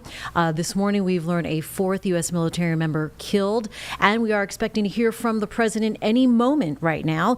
But in the meantime, we're going to go to Lee Waldman. She is live in Washington, D.C., as we are all watching for the world reaction to the U.S.-Israeli strikes on Iran. And again, President Trump expected to speak here any moment. Let's go to Lee right now. We're expecting to hear from President Donald Trump in giving remarks on the war against Iran. This comes after an interview with CNN where he said we are, quote, knocking the crap out of Iran, but the big wave is yet to come. In a rare briefing from the Pentagon Monday morning, U.S. Defense Secretary Pete Hegseth. This is not a so-called regime change war, but the regime sure did change, and the world is better off for it. In his first remarks since the U.S. and Israel launched Operation Epic Fury, a massive and coordinated missile attack on Iran. Secretary Hegseth claiming Iran has carried out attacks for decades in a one-sided war against America.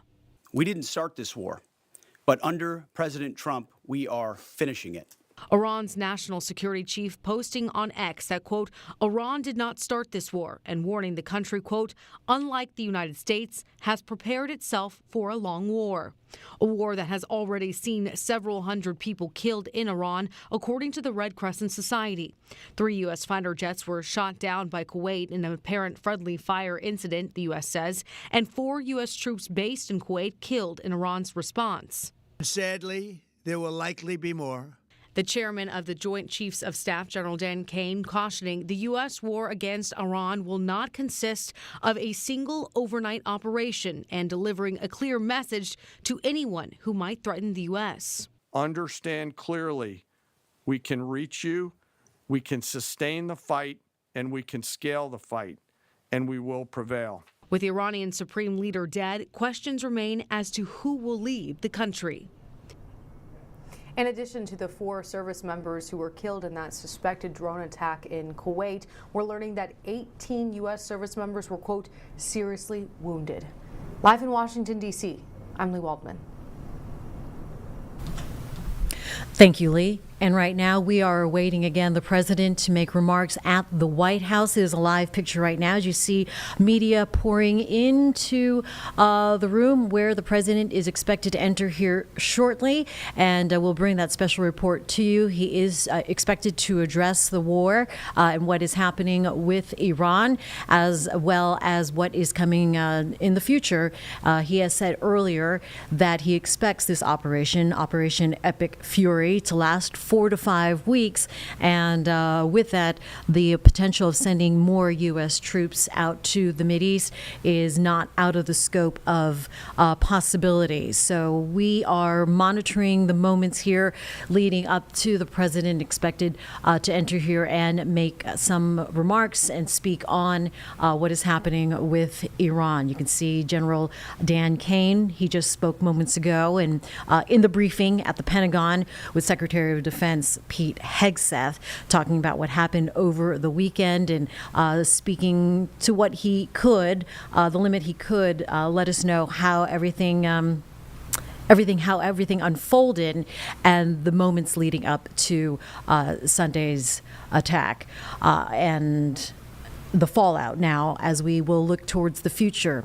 So again, we are just waiting to stand by with, again, the president. As soon as that happens, we will break into this live stream on Live Impact News on WCNC Plus. All right, just wrapping up comments earlier, as we'll stay on this subject, is and getting world reaction around the world from leaders. Prime Minister of the UK, Keir Starmer, he spoke earlier. Let's go to that here on Live Impact News on WCNC Plus. Mr. Speaker, with permission, I will update the House on the situation in Iran and the wider region and our response. Mr. Speaker, the United Kingdom was not involved in the initial strikes on Iran. by the US and Israel. That decision was deliberate. We believe that the best way forward for the region and for the world is a negotiated settlement in which Iran agrees to give up any aspirations to develop a nuclear weapon and ceases its destabilising activity across the region. That has been the long-standing position of successive British governments. President Trump has expressed his disagreement with our decision not to get involved in the initial strikes. But it is my duty to judge what is in Britain's national interest. That is what I've done, and I stand by it. But, Mr. Speaker, it is clear that Iran's outrageous response has become a threat to our people, our interests and our allies, and it cannot be ignored. Iran has lashed out across the region. They've launched hundreds of missiles and thousands of drones at countries which did not attack them, including the UAE, Saudi Arabia, Kuwait, Qatar, Iraq, Bahrain and Oman. And overnight, Hezbollah, Iran's proxy in Lebanon, launched attacks on Israel, seeking to escalate the war.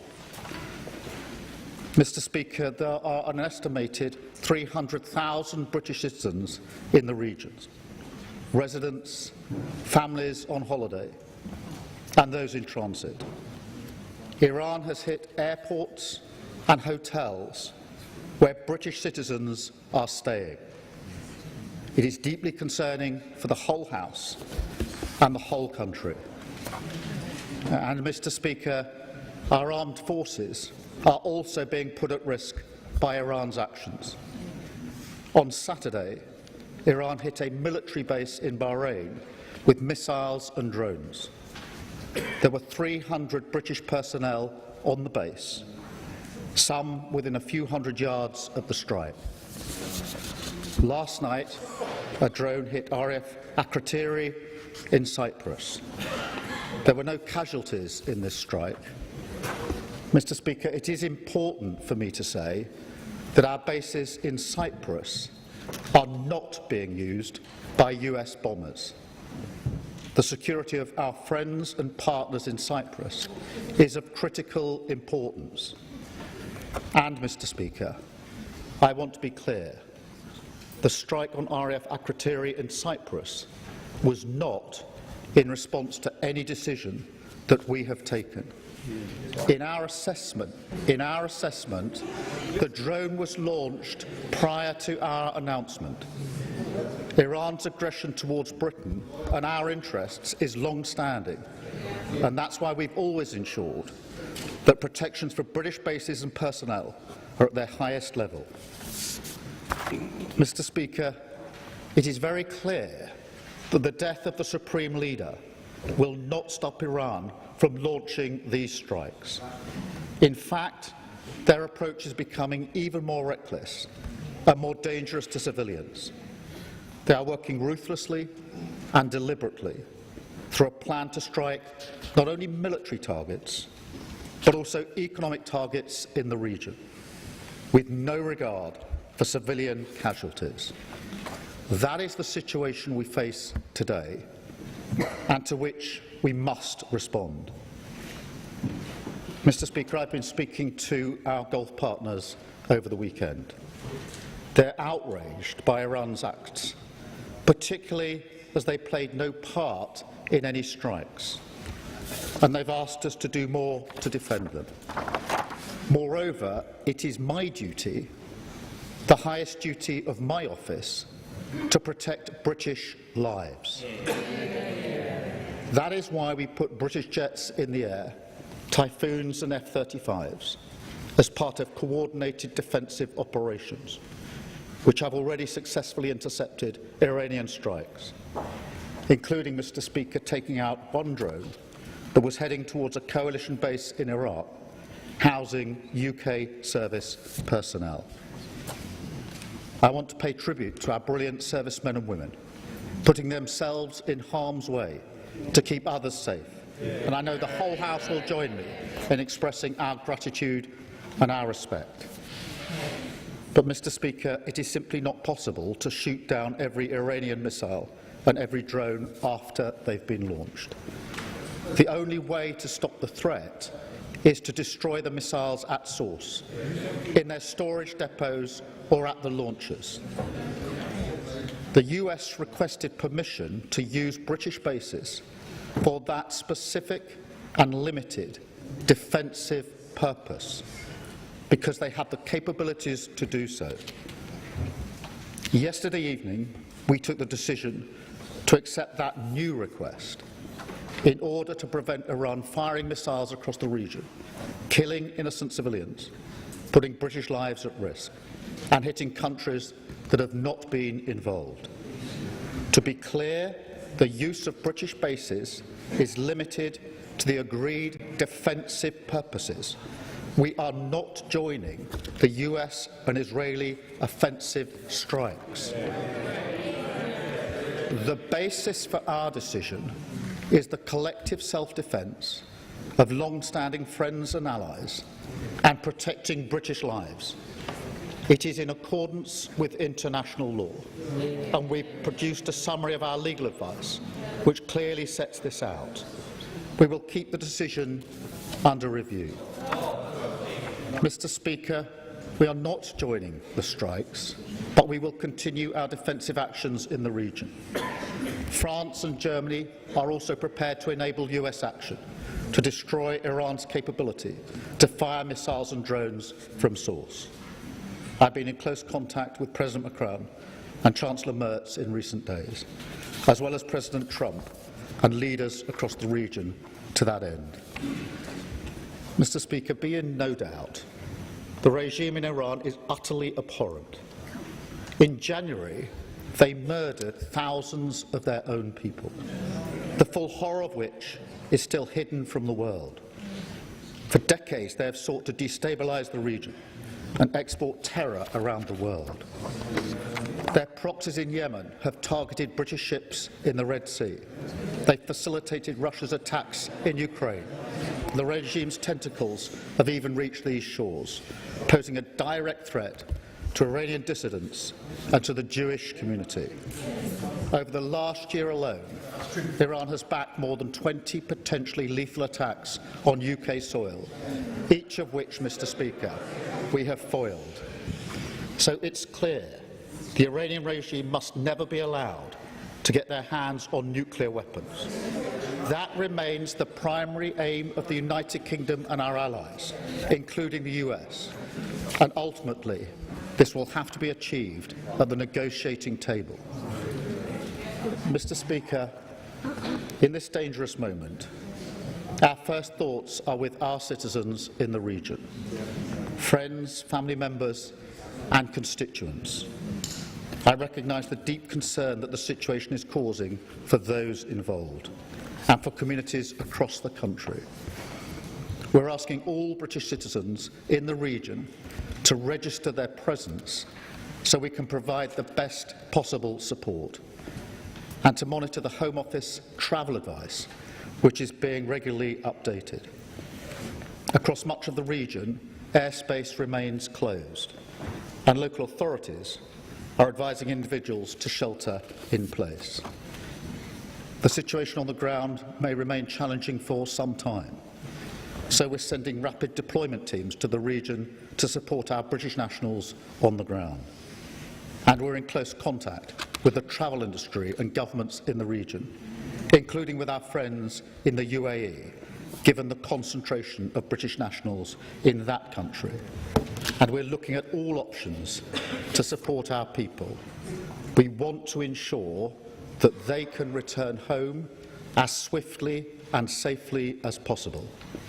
The FCDO phone lines are open to provide consular support, and ministers are available to meet MPs to discuss any individual cases. Mr. Speaker, we're also reaching out to communities across the United Kingdom, including Muslim and Jewish community organisations, and we're making sure that sites across the country, including places of worship, have appropriate protective security in place. Mr. Speaker, the situation in the region is developing rapidly, so we will continue to update the House in coming days. Mr. Speaker, I've spoken recently about the toll that global events are taking here at home. They come crashing into our lives with ever greater frequency, hitting our economy, driving up prices on the supermarket shelves or at the pump, dividing communities, bringing anxiety and fear. That's why how we operate on the world stage matters so much. Mr. Speaker, we all remember the mistakes of Iraq, and we have learned those lessons.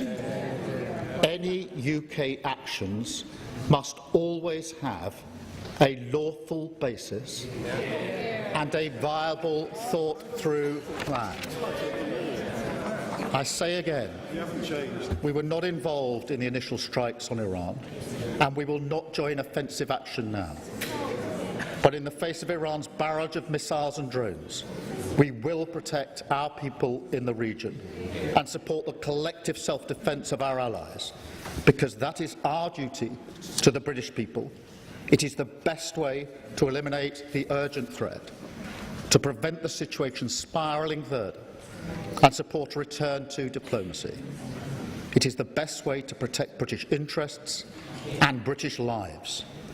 That is what this government is doing, and I commend this statement to the House.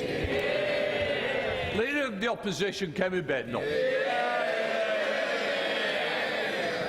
Thank you, Mr. Speaker. And can I thank the Prime Minister for advance sight of his statement and for briefing.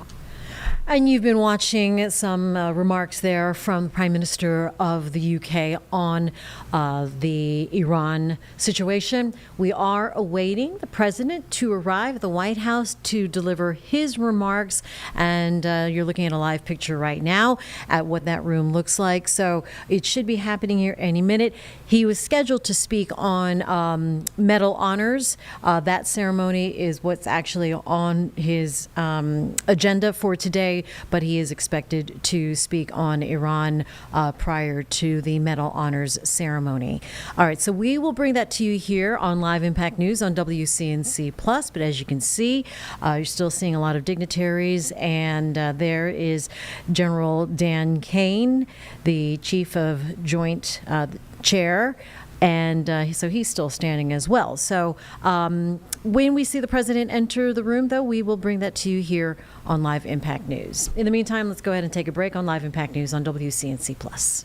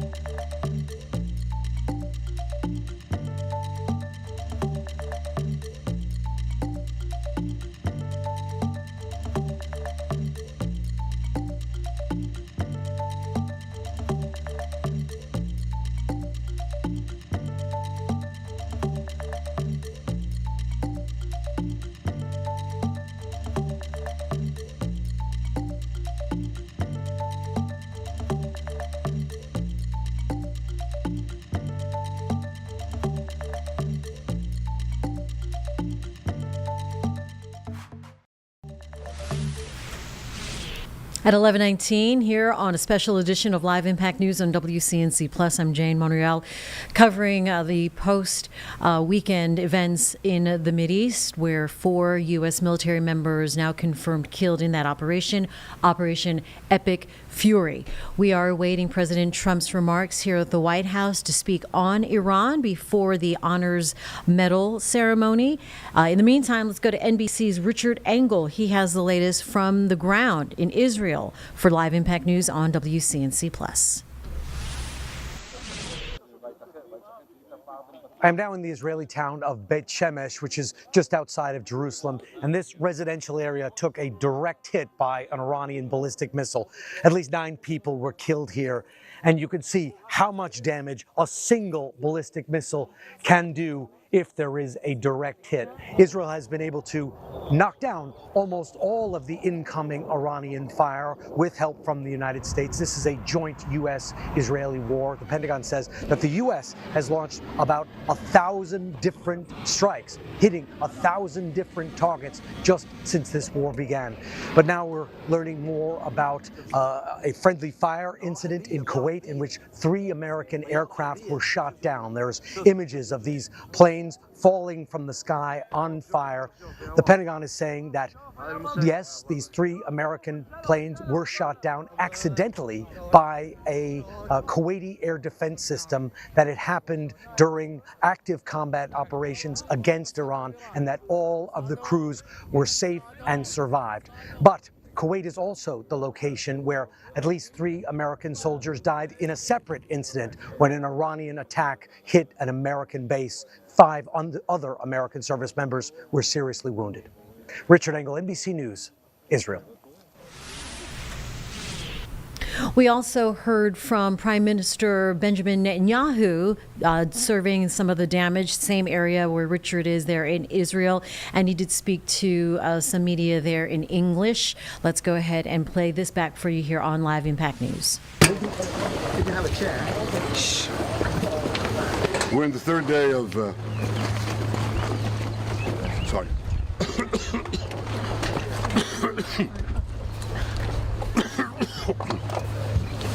This is the 3rd day of the Operation Roaring Lion, the operation the Israeli army and the state of Israel set out to, with our great friends, the United States of America and President Trump, to thwart existential threats to Israel and great threats to America and the entire world. When I stand here in a place that was bombarded by the terrorists in Tehran against innocent civilians, you see the difference. The tyrants of Tehran target civilians. We target the tyrants of Tehran to protect civilians. I've said for many years that they threaten not only Israel and not only America. They chant death to Israel, death to America. That's their ultimate target. But I said that they would also target those in between, that they would target Europe. They did. And if this regime, this terrorist regime of the kind we've never seen in the world, if they get nuclear weapons and the means to deliver them, ballistic missiles, intercontinental ballistic missiles, they will threaten all of humanity. So we set out to protect ourselves, but in so doing, we protect many others. And I want to say special thanks to our great friend and a great leader of the world, Donald Trump, for joining us in this crucial effort to save the world. Thank you. Each day, sir, this war is... Thank you. Prime Minister, you spoke to Indian Prime Minister. You spoke to the Indian Prime Minister. Yes, I did. Yes. Can you say a word? Yes, I spoke. How was the meeting, sir? I spoke to our great friend, Prime Minister Narendra Modi. I spoke to him at length yesterday. Thank him for his standing with Israel, standing for the truth, and for the enormous friendship of the people of India. They are much admired and loved in Israel. And I won't get into the details of the conversation, but I've spoken to him and I've spoken to many other leaders in the region and beyond. Thank you. Thank you very much.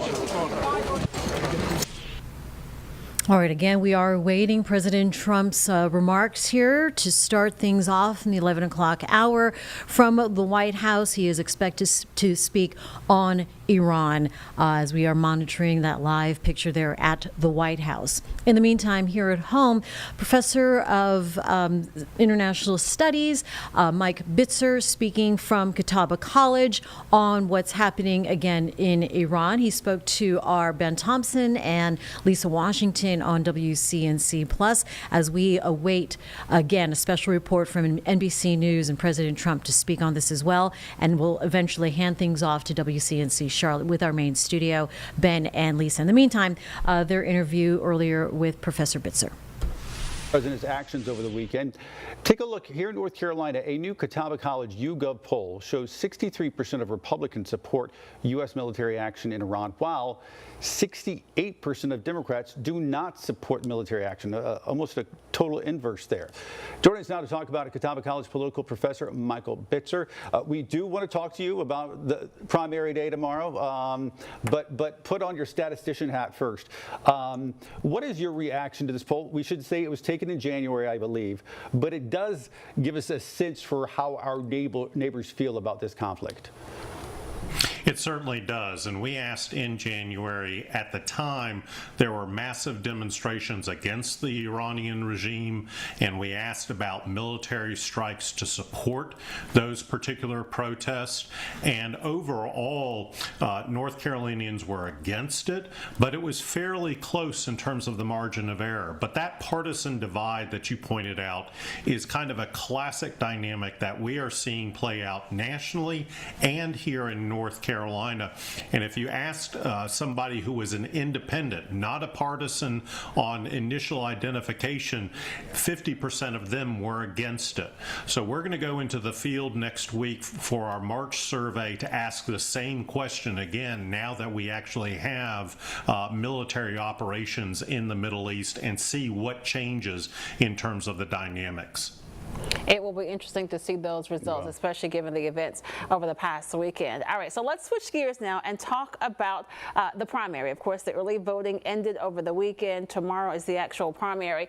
What are your thoughts on this? Of course, it outperformed early voting in 2022, even 2024 in the presidential primary. What are you thinking about this year's primary? This one's off the charts, and so we're going to really have to wait and see who shows up tomorrow for Election Day. But if these are any indicators, if you look within the total numbers, it was a real reversal of what we thought would be happening. You know, we all believe that the more competitive U.S. Senate contest for the nomination was on the Republican side. We thought it was basically going to be a coronation of Roy Cooper on the Democratic side. That script has basically flipped, and there were much more Democratic ballots taken during the early voting period than Republicans, and also unaffiliateds who tend to migrate towards the more competitive primary actually pulled more Democratic primary ballots than Republican. So this may be an early indication of what we're seeing in terms of energy and enthusiasm on the Democratic side. Again, we've got to wait and see what the dynamics are like for tomorrow's vote, but these are very impressive numbers coming in terms of early ballots cast. Can you glean something from that, or can that be explained? We've talked about in the past that blue wave that happens on election night, and it's all the early voters that voted early and they say we're Democrat, and then that changes everything. I mean, can you attribute some of that to just like sort of party preferences of whether you early vote or not? Well, this we have to remember this is a primary election, so we're really dealing with two discrete battles going on. When you try to compare the two, there's a little bit of hesitancy in terms of extrapolating to the general election. But I look at these numbers and say, you know what, there is something going on with energy and enthusiasm on the Democratic side, at least here in North Carolina. And if that translates over the next 9 months, if that leads into November, then I think we can see the confirmation of what we are seeing in other dynamics, particularly special elections. Here at 11:29, I'm Jane Monreal. You've been watching this extended version of